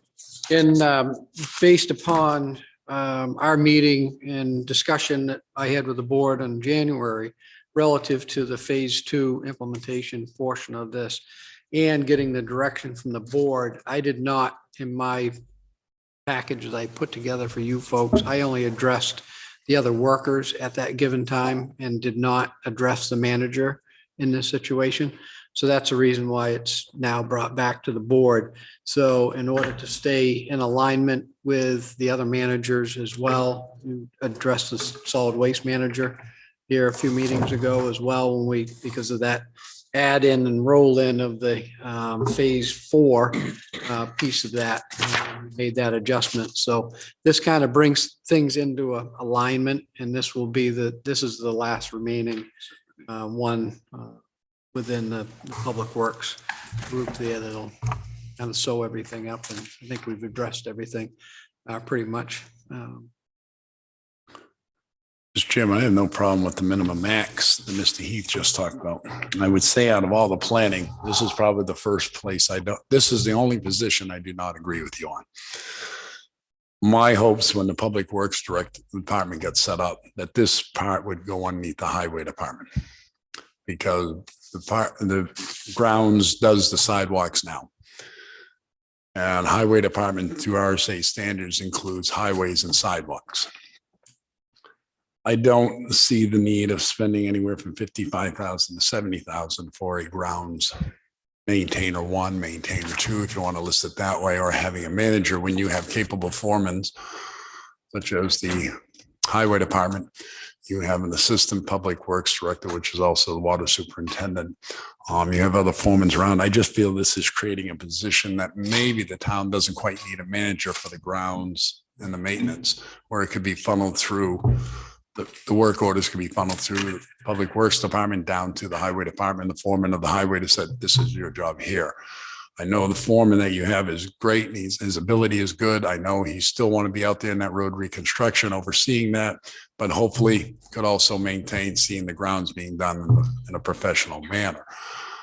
If this went forward this way, does this position require a license by the state of New Hampshire for fertilization and infestations and insectation? Yeah, we don't do any of that on our own because it does have to be licensed. And the only reason why once again, I gave the board two options and on January 19th. I believe I missed that meeting, so which I'm sorry. Okay. And so this is the direction by maintaining that situation there. And certainly if in fact there's a change in the future, that way I would not look to have this type of a min-max to handle this situation. This incorporates both the two roles or two management roles in which this individual has to manage. So that's a reason for this min-max, is because of that. Once again, it's kind of a split percentage relative to the management of those different jobs that individual needs to do. So that's the reason for making the recommendation to realign. If in fact in the future the board and once again, once we're working through this, if in fact it's found that we need to shift gears, it would be more or less aligned with my other option to the proposal, which was to just have somebody who basically is a lead person in that work group. That's what I've used in the past, a team leader or type of person to kind of spearhead that portion and work back through the public works director or assistant director and the other management staff that might be available for that. But in this transition period, at that time, the majority of the board went in this direction. So that's the only reason for. And I appreciate it. I hadn't had a chance to talk to you about it, but doing the policy of it, I had to let you know, that was the only thing I've seen that I haven't agreed with. Yep. And certainly I think that can be a future discussion with the board as well. Sure. Something that we might probably want to talk about, in non-public, just to have an understanding about it. That's all I have, Mr. Chairman. All right, I'll entertain a motion or to stay consistent with the min-max that the Public Works Director has brought forward. I make a motion to approve and adopt the min-max rate for the respective positions presented. I'll second that. Discussion? So I guess my next discussion is if we're doing that, Rec and Ground Maintenance Manager, where is that listed in that chart? Because I didn't see it in there. It's under the public works director. Okay. I'm sorry, it's under the. That's Parks and Under Parks Recreation and Rec. Director. I have Director. It should actually have a slash in there. It should be- The proposal is to change, to reclassify that, so it's. So is that means the Park and Rec Director we have now, that's the one that's going to fulfill this position? That's what you currently have. I know that's the way we currently have, but that's what we were trying to change a year and a half ago. But I guess the board didn't go that way, is what you're telling me, January 19th. Okay, That's not the direction I got. okay. All right, I just, the way I was reading this was totally separate from what the Parks and Rec director was doing. This was actually buildings and management. She might welcome some less headaches. I can, Oh, that was the whole concept of it, is to let that position focus on recreation and programs versus the highway department carrying over the grounds. But that's fine. So I will not interfere with that position. That's what I wanted to make clear. So it could be future adjusted. Oh, that's reconstruct, you know. I have no further questions, Mr. Chairman. I'm all set with my answers now. All those in favor? I, Right? Get a call from post. What's that? Gotta ask if there's any. Any opposed? I'm sorry. No, Oh, I'm sorry. I didn't hear No, everybody. I heard him say. Sorry, I I didn't. approved That was it. my Yeah. apologies. My last comments was I was not going to interfere with that position. Right. Because we're talking a position that already exists. No, my apologies. I just didn't No, hear it no, amongst that's the okay. thing. I just. So I would dare say that takes care of the old business for number one. It does. All right. Old business, number two, Department of Public Works, private winter road billing.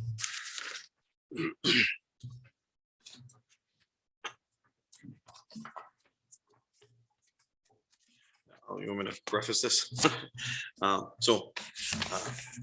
Chairman, so the Public Works Director brought this up to me. We had a conversation about it, and he has presented an elaborate breakdown of the winter road maintenance and billing. The issue that we ran into is apparently the billing had discontinued somewhere along the lines years back. So we don't have any records showing when that discontinued and to the reasons why. We did reach out to some previous employees and try to figure out exactly. Apparently the billing was happening, it was regularly being done. And then amongst some turnover between I think whoever it was, the turnover, I believe, between the administrative positions over at highway and finance, somewhere along the lines there, it got pushed back and forth between highway and finance. You know, like I said, it kind of put the public works director in a position where we need to sit and talk with the board to find out what the board's wishes are moving forward, how we're going to proceed and what we're going to, you know, we've already discussed and how we're going.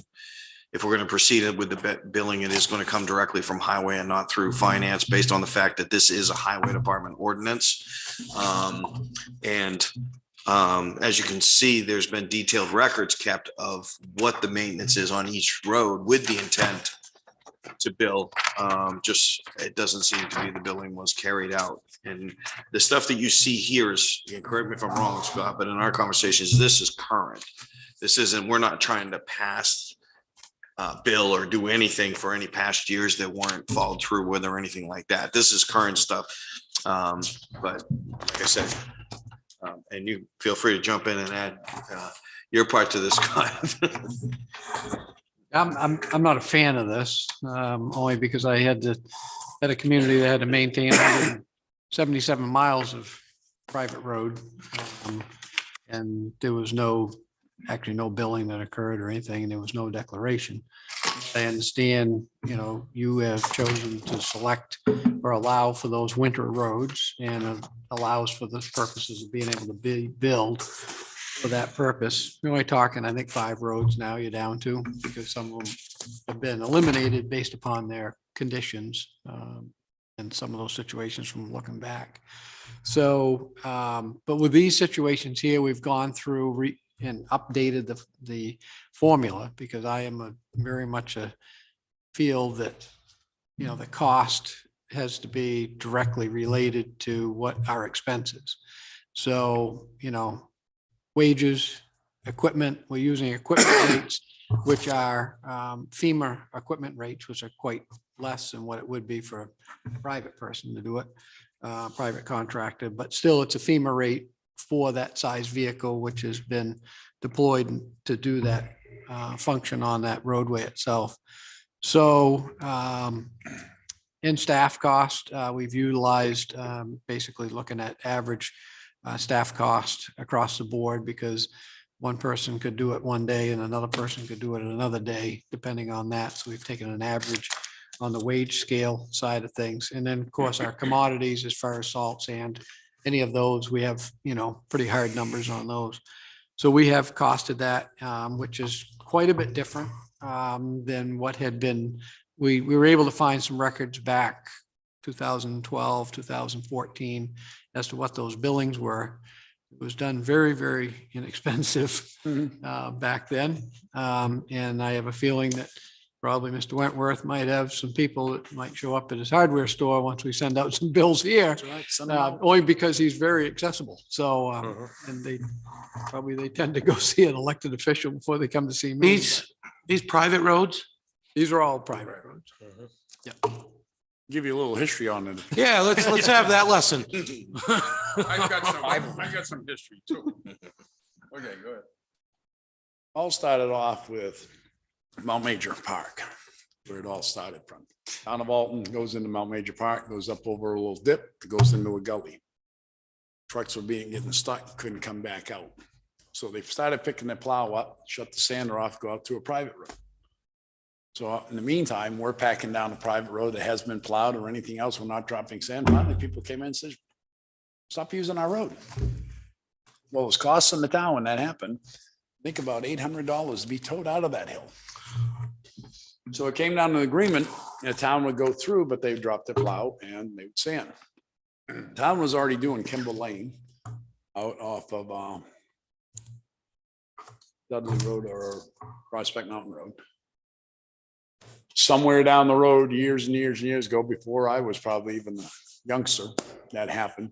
Eugene Drive up off of Powder Mill Road was another one that was being done. Town road went out. It was a private road that went out. We were turning around the dooryard coming back out. Town did it over 30, 40 years, probably even more than that. Mount Major was another one. So at that point, there was a state statute that said if it benefits the town could do it. We weren't charging because we were having to be towed out of there every time. So we were doing that. Then all of a sudden the laws changed. All of a sudden you could do private plowing. The town almost took a chance years ago, and as far as selectmen losing their plates because they were doing private roads. I don't know where that stands now with the statutes. I don't believe we belong in the business charging people to plow roads. There's enough contractors out there. The one on Mount Major behooved the town to do that because we were being towed out of there every storm. Because it's just the way the hill goes up and it just drops down. We had a little turnaround. They were coming to come up. They're just getting hung up. Kimball Lane and Eugene Drive, the town had been doing it for 50 years. That's why it continued on. The next thing is we started taking on more roads. Then the policy came down. The road agent would go out every year, inspect those roads. They had so much time to fix them. They didn't fix them. We dropped them. But it's kind of it was getting carried out of hand a little bit. And I can understand it doesn't belong in the business of billing people. Nor does this department belong there. But this is where the town has to look at it again. Because we're complaining how much road we have and how many more equipment we got to buy, but yet we're doing private roads. It doesn't make sense. But that was short history. Right. No, and I'm kind of at now, Dan Kelly, is there a part of that that's, Let me explain, Dan Kelly. well, is the beginning road in there? No, that's town. The whole thing is town, or that first section that goes in is town, and then where it splits off goes, Right, that's Dan Kelly. okay, It goes all the way up. It used to come back out on Route 28 in the old days. okay. But, all right, Dan Kelly, I can give you this one for an example. I used to live there. I used to live off of it, which is Annie Way. I use Dan Kelly to get to Annie Way. But I'm not one of these residents. I You don't didn't pay the bill, though, right? You didn't get billed for it, right? Well, wait a minute now. Since Years ago. 2012. Years ago, Ralph used to live out there. Okay, you're all familiar with Ralph.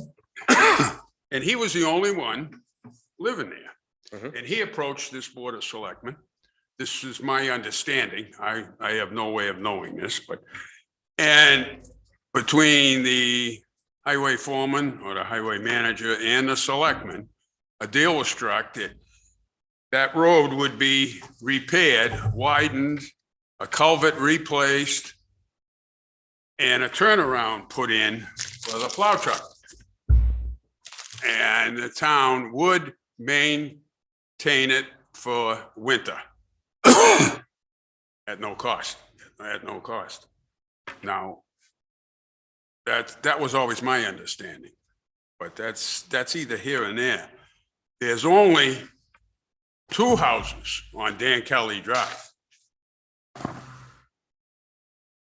One's lived in full-time, one isn't. The rest of them are on Dan Kelly, but the town doesn't plow that. It's a real narrow road. It's, they plow up to Ralph's house. There's a turnaround there. So my other issue is if we're gonna go in and start to charge people, let's say there's 6 houses. These aren't associations. It's not an association that we'd be building. It's individuals. 4 don't pay. Now what do we do? And a lot of these people, Ralph's old house, for example, they don't come up that much in the winter, if at all. They don't live here. They're summer residents. Same thing. Now you got Annie Way. Those people use Dan Kelly. I used to live there. Yeah, there's 2 permanent residents there. The others, 4 more down here that, geez. So each one of these roads has its own individual problem or situation. I'm not familiar with the rest of them. But you got 6 lots, it says, for Dan Kelly, and it comes up to $660. Well, there's probably 2 lots. Regardless of that, we're plowing private roads. Yeah, well, maybe we shouldn't. It's not a good idea. I don't think it's a good idea. And I guess the history lesson that Ruben gave us is probably just touching the surface on this. But like, do we go on Jenny Drive for anything other than? Is there a section of that that's town road that we have to, do we have to plow into it to turn around? Is that what this is? No, we plow in and turn around. Right, but it's not, there's no part of this that's a town road. Not like the situation that. So that being said, let me ask this question. What's stopping any other person with a private road coming in here and saying you gotta pay that road?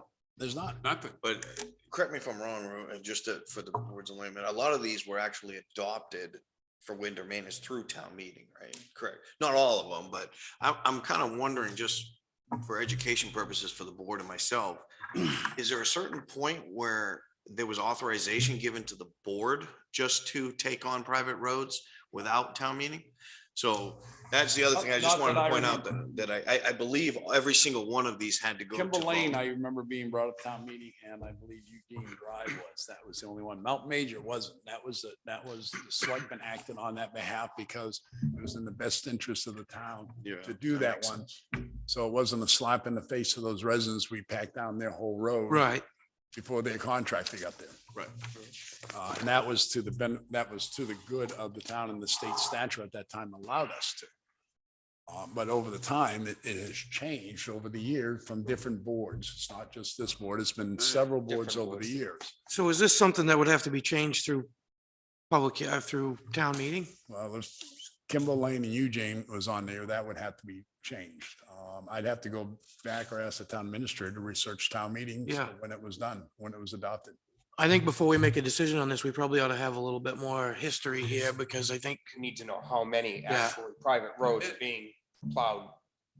And then you have another issue. A lot of these people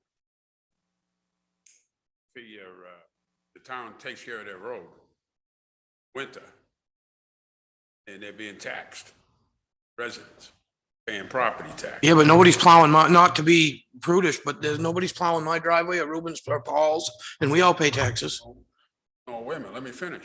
But the thing is, take Dan Kelly Drive, they were told to do a certain thing, which they did do, to improve the road, put in a turnaround, put in a new culvert, Yep. and they maintain that road. Every year, it's, you know, the road's been dressed and graded and Yep. for a town inspection. The highway guy used to go out. Right. Kenny used to go out, send a letter out. A lot of people didn't do that. So he stopped doing winter maintenance. Scott, are these categorized as emergency roads? I mean, it's hard to tell. I mean, I saw there was some information such as at Eugene and Kimball. That were actually something that was brought up at what looks to be town meeting. I mean, it went back a long ways. In that situation there, some of these other ones I'm not sure about. It almost looks like there was a declaration by the board because under the state RSA, as far as it being declared a road for winter maintenance. I think they call it, I got it right here, I put it in your packet, but under the winter roads section, it appears that in some of the materials that I found in the file reference back to this RSA. Right. That's why I was asking, is that, And, you know, in Moultonborough, for an example, the whole time I was an elected road agent, because it's an unpopular thing to tell folks that really pay a lot of taxes, because all those private roads, those 177 miles of private road that we used to contract out and spend $500,000 on with outside contractors to do that would, I mean, basically those people, I would not get reelected probably if I said, but I towards the end, I said, you know, it comes to a point here where the town has to make a decision. So they, in order to protect themselves through the insurance company, they have to have some form of a RSA declaration, either as winter roads or emergency lanes. The difficult part about emergency lanes is you also assume with emergency lanes, Responsibility you of it. assume both summer and Yeah, winter. you do. maintenance. That's right. I don't believe that was ever, other than, you know, asking these people to do this. They weren't asking for that to happen. They just were doing the winter maintenance as long as they kept the road. So it appears that it would be more on this winter road RSA. If I remember right, that's exactly what it was. The winter road maintenance RSA was brought out. I thought it was kind of a joke. Because some of them were only paying maybe $100 for the whole year. Some were only paying 50. Because it was Yeah, there was prorated by the distance that they went into. And it was kind of, to me, it was, you know, a lot of them thought it was great because they didn't have to hire a private contractor anymore. Right. But I guarantee you that maybe they would be able to get, I mean, there's one road in here. It's 741 feet long. And the same property owner owns both lots on the road. Actually, probably owns both sides of the road. They do. But the bill's $5,600 and some odd dollars. And I guarantee you that they're gonna look one of you folks up for that. Oh, yeah. Because before they weren't paying as much money. Looking back to well, it seems as though for the last, since 2014, they haven't paid anything. the. So. Well, And this is just for this because year. They were never billed. Right, well, no, that's, and We're building- that's This is understandable. only for this year that we're looking at. Yeah, It's only- no, I so I think maybe, I don't know what the wisdom of the board is, but maybe we should table this for now and readdress it when we got Yeah. some better information. Well, Yes, I'd like to and have I'd like to see a list of all. Right, I'd like to know how we can collect the money. That's what I. And I can tell you that looking back through some of the records, there were some property owners that did just what you said. They didn't pay. Yeah. And there's outstanding balances. right, and then what do you do in that situation? Nothing. So just so you're aware, I mean. The only thing, just like the water department, it gives you the right to put a lien against their property, I believe. Yeah, I'd have to check with legal. All I right, know so, I know on the water I know side. this, Mr. some other- Mr. Chairman. Mr. Chairman, hold on. I'm sorry, gentlemen, I didn't mean to walk out in there, but we actually this paperwork was all sitting under the impact basket, because this topic has come up before, and there's been some research done on it, but there's in particularly in 2004, Article number 9, there was actually a motion made on the floor. And it begins with the Bevan property, the private residence, talking about that the resident came up in front of the board stating that they currently pay the town for winter maintenance, and questioned Attorney Sessler as to what happens to Article 10 if Article 9 fails, which is basically about winter maintenance. And the motion was made by Cindy Johnson, then Cindy Shapley now, focus on residents, but there was a motion made and seconded that passed that said that they would amend more Article 9, which passed, to say that what the board that in the intent of the town meeting, that the town will not spend public funds to provide winter maintenance for future private roads in the town of Alton. What was So the that date, kind of Matt? takes, 2004. that was 2004. I mean, the discussion goes on, and I don't want to draw the meeting on any longer, because I think this information needs to get to you folks so you can study it, look at it. I just wanted to let you know that we do have some research going all the way back to 1978 already, where this began. But over time, there's been not only roads adopted, but there's been other motions made pertaining to the paying of winter maintenance versus using taxpayer dollars to maintain them. So I think we have to sort out that timeline and figure out what's the best approach to go from there. Well, that being said, I'll make a motion to table this until we get a chance to look at it and go over everything. I'll second.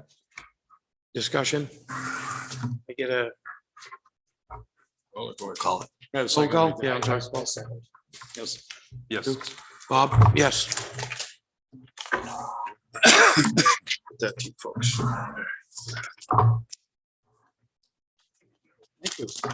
Thank you. Thank you. I'll stick around, but I'll leave these in case you want to take a look at them. If in fact you have a few minutes in between your sessions. Selectmen's reports. Bob. Ruben? I wasn't able to attend last week's Conservation Commission meeting, but I also have a meeting coming up on the Route 11 corridor from Route 11A to Elacoya. There is some initial concepts, and all that program is that I'm sitting on is just concepts. It's nothing to be in hard evidence or hard concrete. It's where maybe roundabouts could be added, especially where we're talking 11A and Minch Cove Arena now. Nothing's in concrete. This is only the concept phase. This would then have to go to concrete to be approved. So some good things are coming out of it. There's certain areas where the road can be widened. There's areas that can't. So there is a meeting coming up on that, hopefully next month.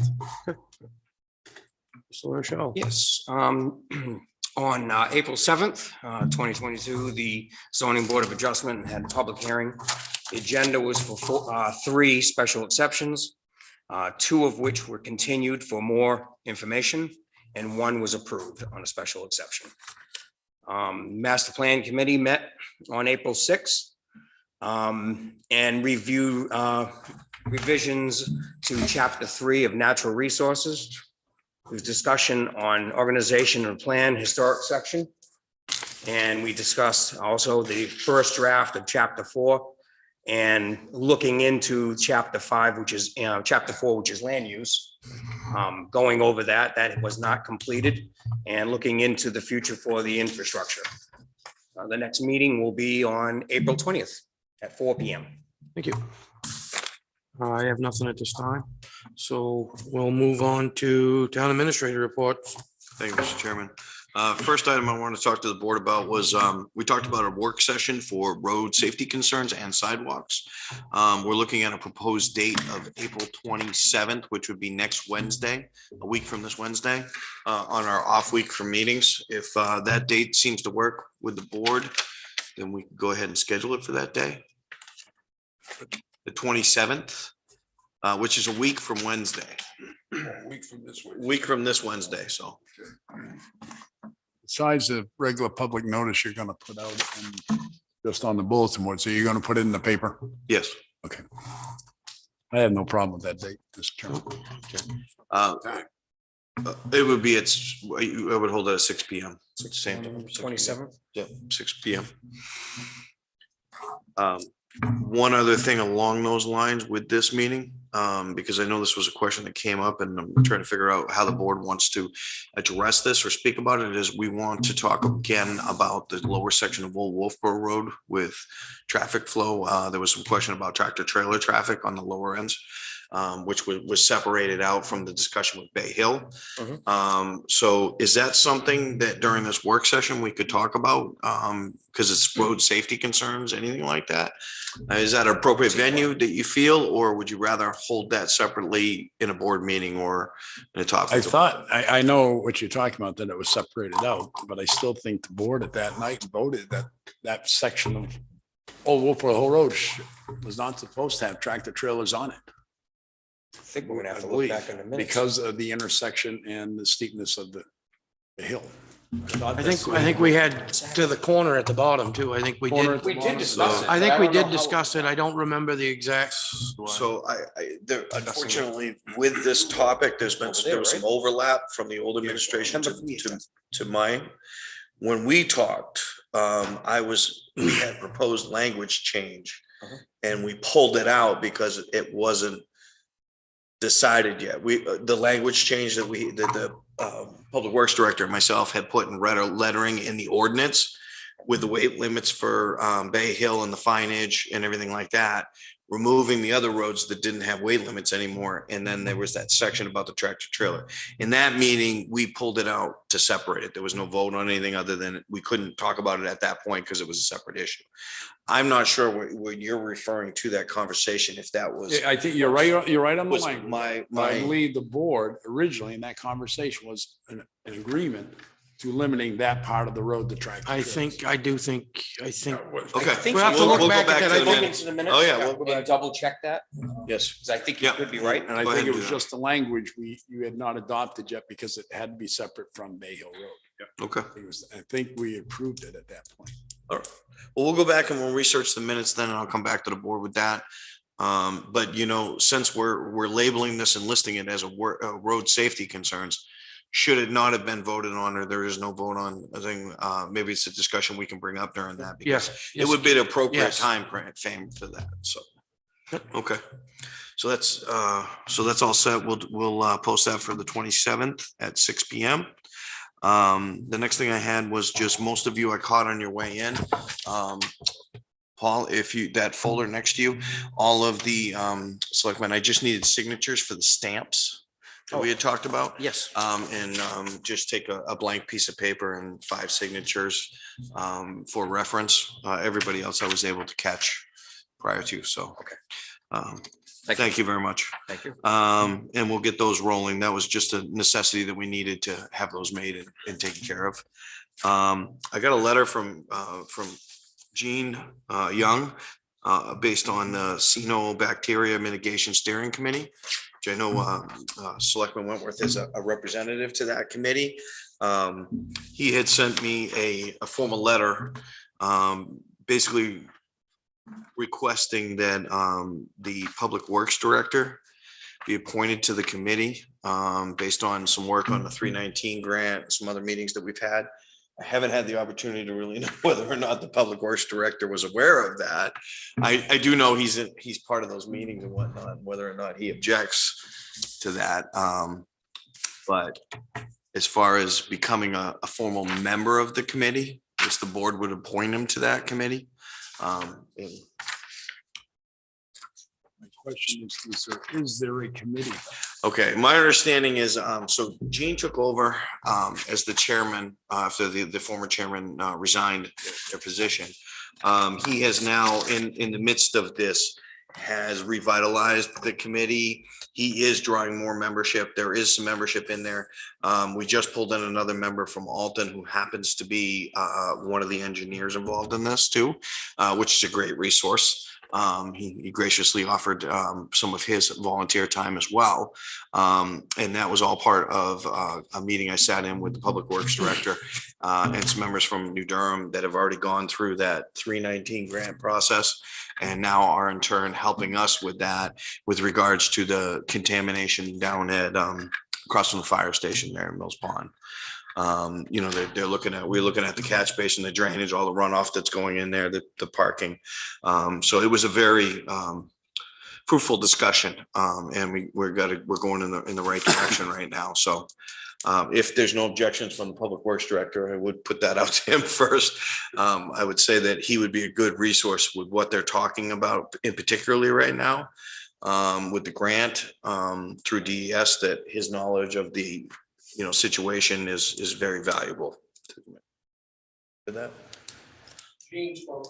Okay, he indicated that he had, but I hadn't spoke to you directly, so I didn't want to blindside you with that, but so how does the board feel about that? Is there any objections to that? Good to me. I have no problem with it. You're willing to? No problem. Okay, so can I get a vote to formally appoint him? he agrees to it. Yeah, if he's okay with That's what I it. said. Oh, no, that's why I asked him. I didn't As long want. as you're willing. He only has so many hours as in Yeah. two different rows, so Right. I guess. It's entirely up to you. No, there's no pay raise. I know that was the question.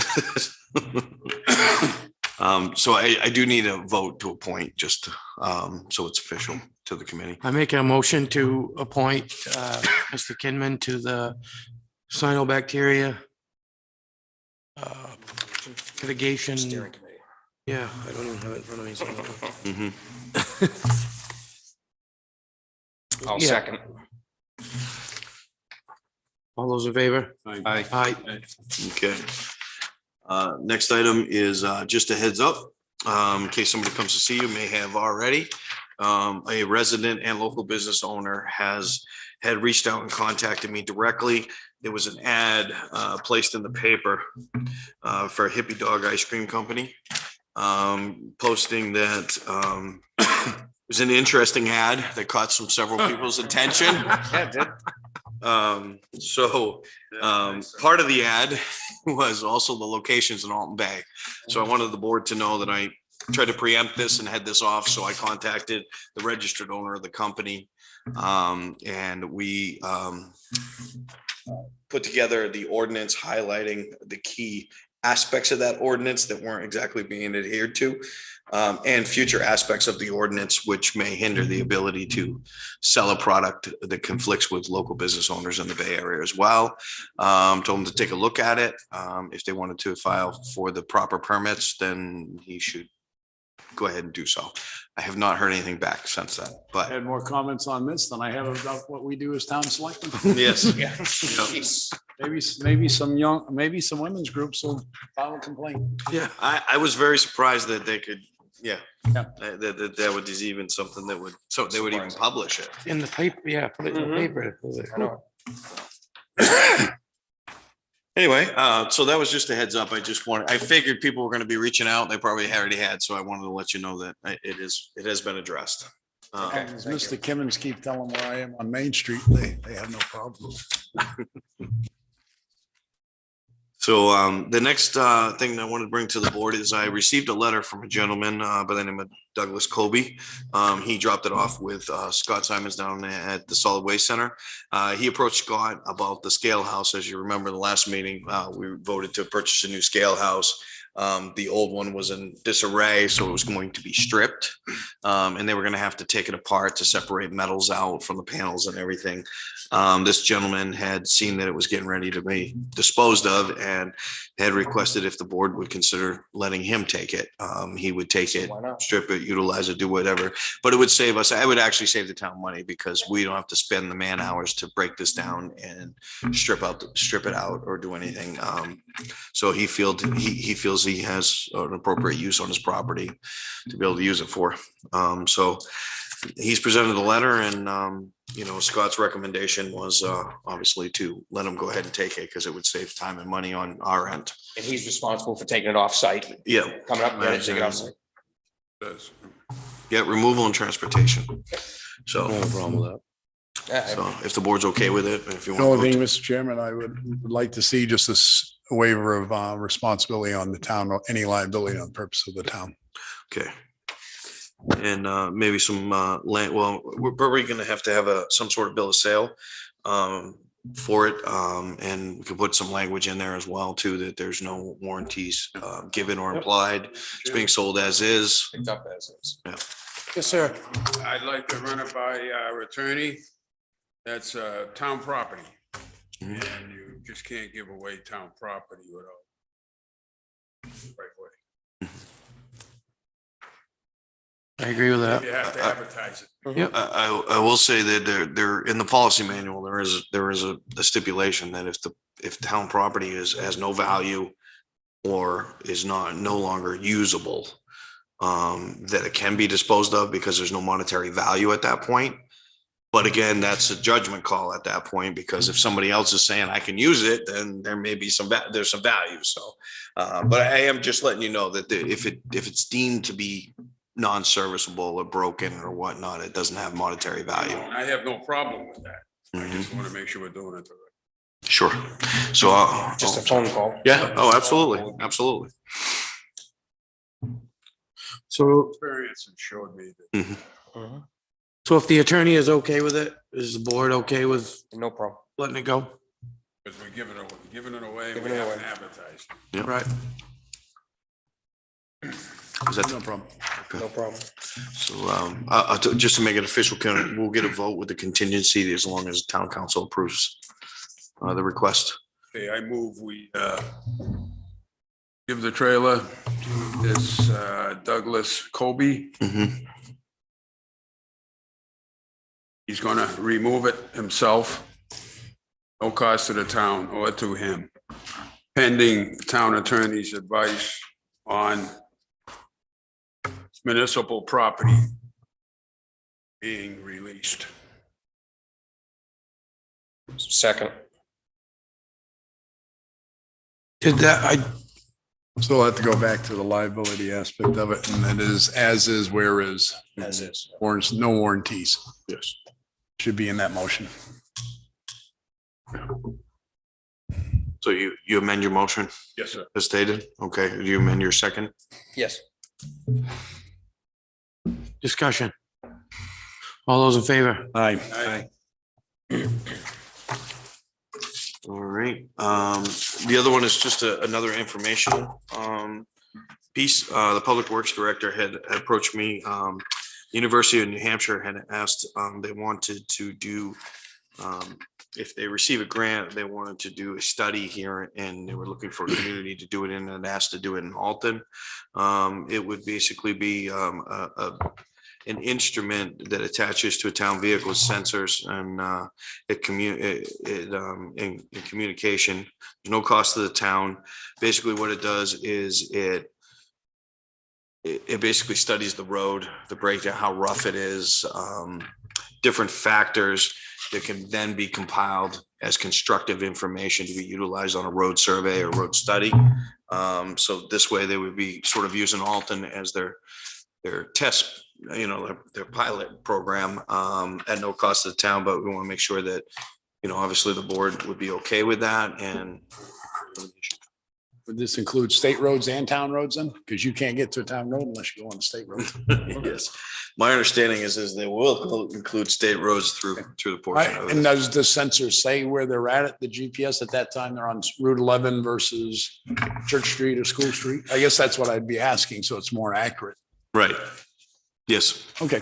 Mhm. Once again, do we have to worry about liability of any kind for having this equipment on our trucks? If something were to fall off, happen, should we talk to the attorney to see if there's an issue there? We could definitely do that. I would think that as long as we're okay with proceeding forward, that maybe they go forward with the program first and we see what sort of packet information that they're going to present to us for. Because I'm sure that it's probably going to include some type of, especially if they're going to turn equipment over or attach it to our vehicles, there's got to be some sort of liability waiver, who's going to be, liable or responsible for what. I think at that point, once I have something a little bit more substantial, then definitely, especially because it's going to be an agreement we're going to have to sign as a town that we should have legal We want to counsel. be liable if it falls off and we run over. Yeah, exactly. So as long as the consensus of the board is to okay with this program to Yes. move Yep. forward with, Yes. then okay, we'll go ahead and move forward with that. The last question I have for the board is, and some of you may remember that have been on the board longer, but they had recently changed, well, recently, a few years back, had changed the law and required us to track all non-public minutes. Track what minutes, what sections have been sealed, what has been unsealed, and create a spreadsheet. We have a spreadsheet going back many, many years, as far as we can go back. With that, there's been minutes now identified years back where there's certain portions that should be unsealed. And so I need to know whether the board will be okay and ready to start seeing or start looking at batches of those so that we can review them and look at the ones that are sealed. The spreadsheet actually will have numbers of what's sealed, what's not, and actual recommendations, to put forth you, so you really know what you're looking at and what you're getting at. It's just trying to get to the appropriate timing of the board so that, during budget season is probably the last time we want an added packet information, but where we're moving forward now, we'll try to keep it in manageable bulks and not overwhelm the board. But if you're okay with starting to see those now, we'll start getting a process going on that. How far back since go? Well, right now, we've gone already all the way back to 14 right now.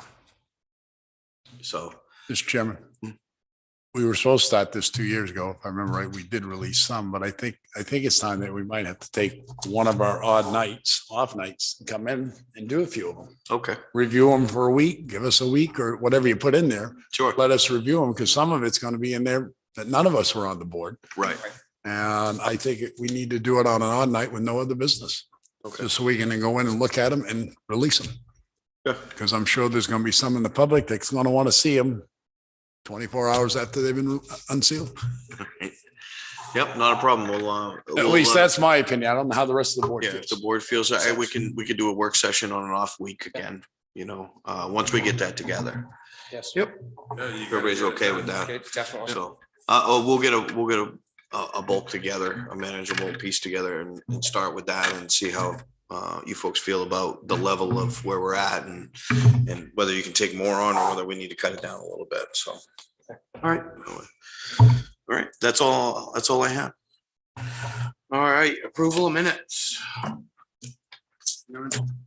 Sir, Minutes, public session, March 21st.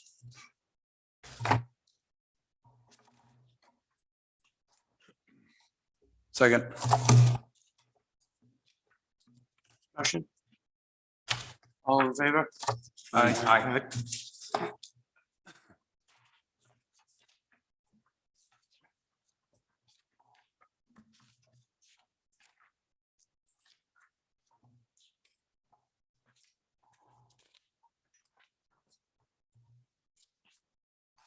Chairman, I make a motion to approve the April 4th, 2022 minutes.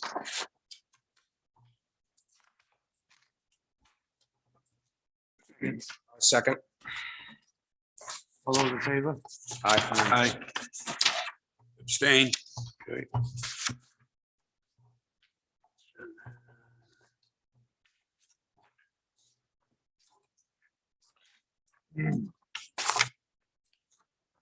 I'll entertain a motion for the April 4th, non-public.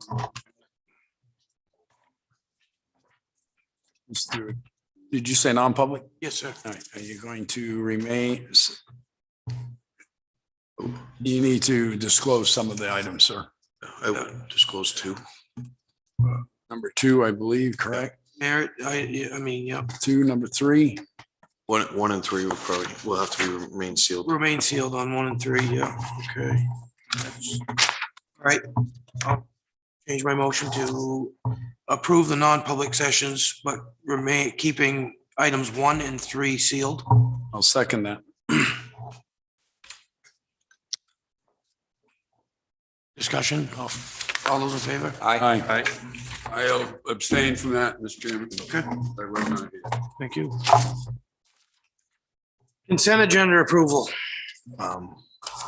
and, Yeah, make a motion to amend it. yeah, I need to make a motion to amend the consent agenda to eliminate item 6, line 2. That individual has withdrawn Mhm. his application.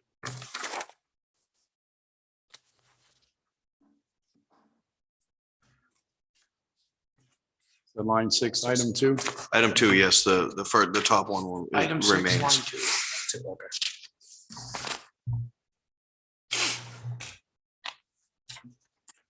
So move, Mr. Chairman, as presented on April 18th, 2022.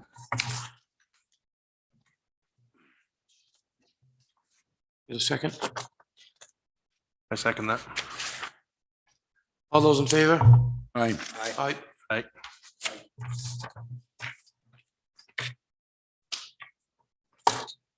All right. Public input. Limits to 5 minutes per person on any governmental or town business.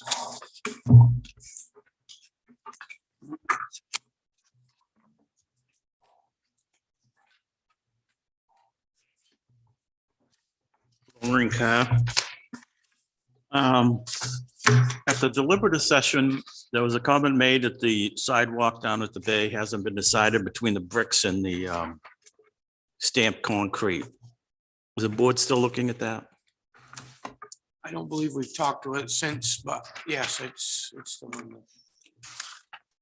one. Oh, I thought the trailer. It's kind of a policy when you have something that the town's getting rid of, you send it out to bid, you send it out to bids, advertise it, it's available. Just one person comes up and says, oh, you're getting rid of that, I like it. What about the rest of the public? Maybe there's some other people who want it. Yep. So aren't you kind of not being fair to the rest of the public? Just so you're clear, the original vote that was taken was to dispose of it, Right. not so, okay. I just didn't want you. But now that we're saying one person can, the rest of the people, and that kind of ties in. Before Andy got on the board made a motion to appoint people that are already on some of these committees. And it's like a lifetime appointment. I think the Conservation Committee, I think it's 3-year terms. It's off the top of my head. Why isn't that put out to the public that there's an opening available? Somebody else may want to apply to some of these committees. I mean, I don't think it should be just a lifetime appointment. And evidently somebody on the Conservation Committee volunteered for this committee. That's fine and all, but what about the rest of the public? Maybe there are other people that wanted. Again, we're being fair to the whole public. The private roads, that came up when I was on the board years ago. And I don't think many of you remember, there was a group in this committee, in this town called the ACT Group, All Concerned Taxpayers. And one of the things they used to put out a little paper. One of the things they found out was one of the selectmen had directed the road agent to plow the Masonic Lodge's parking lot, which caused quite a stir in town. So this is going back probably in the 80s. So it's an ongoing problem. When you figure the cost of plowing, are you also going to include the cost of every 5 years we replace a pickup truck? I don't know, 7 years, we're replacing a front end loader, we're replacing this and that. Are you figuring that too into the cost of that plowing? Because that's part of the cost. We're gonna get an excavator this year. It's supposed to last 7 years or 5 years. 2,480 hours, over 5 years. And the posting, 2 meetings ago, there's a great controversy here about the posting. It wasn't posted correctly and everything else. I know one of the selectmen said he went down to the post office and it wasn't posted. I wondered if you noticed what I was concerned about at the deliberative session, where our postings are stuck on a bulletin board. Open, anybody can take them down. It's not locked. Nothing. Should be locked. The other one that we have, the glass one, somebody's punched out the lock. You can open it right up. You can take things off. Is that going to be addressed? The things should be posted, should not be able to be stuck between, as I said. I haul away junk, and have you seen Fluffy, my cat's lost? I don't think that's where our town stuff should be posted. We should pay to have a locked glass posting area. And I don't think it was quite fair to the staff about that whole thing about the posting. I think the staff is owed an apology for that. The law is, it just has to be that there's a meeting. Well, I think the board owes an apology to the staff for that incident. Thank you.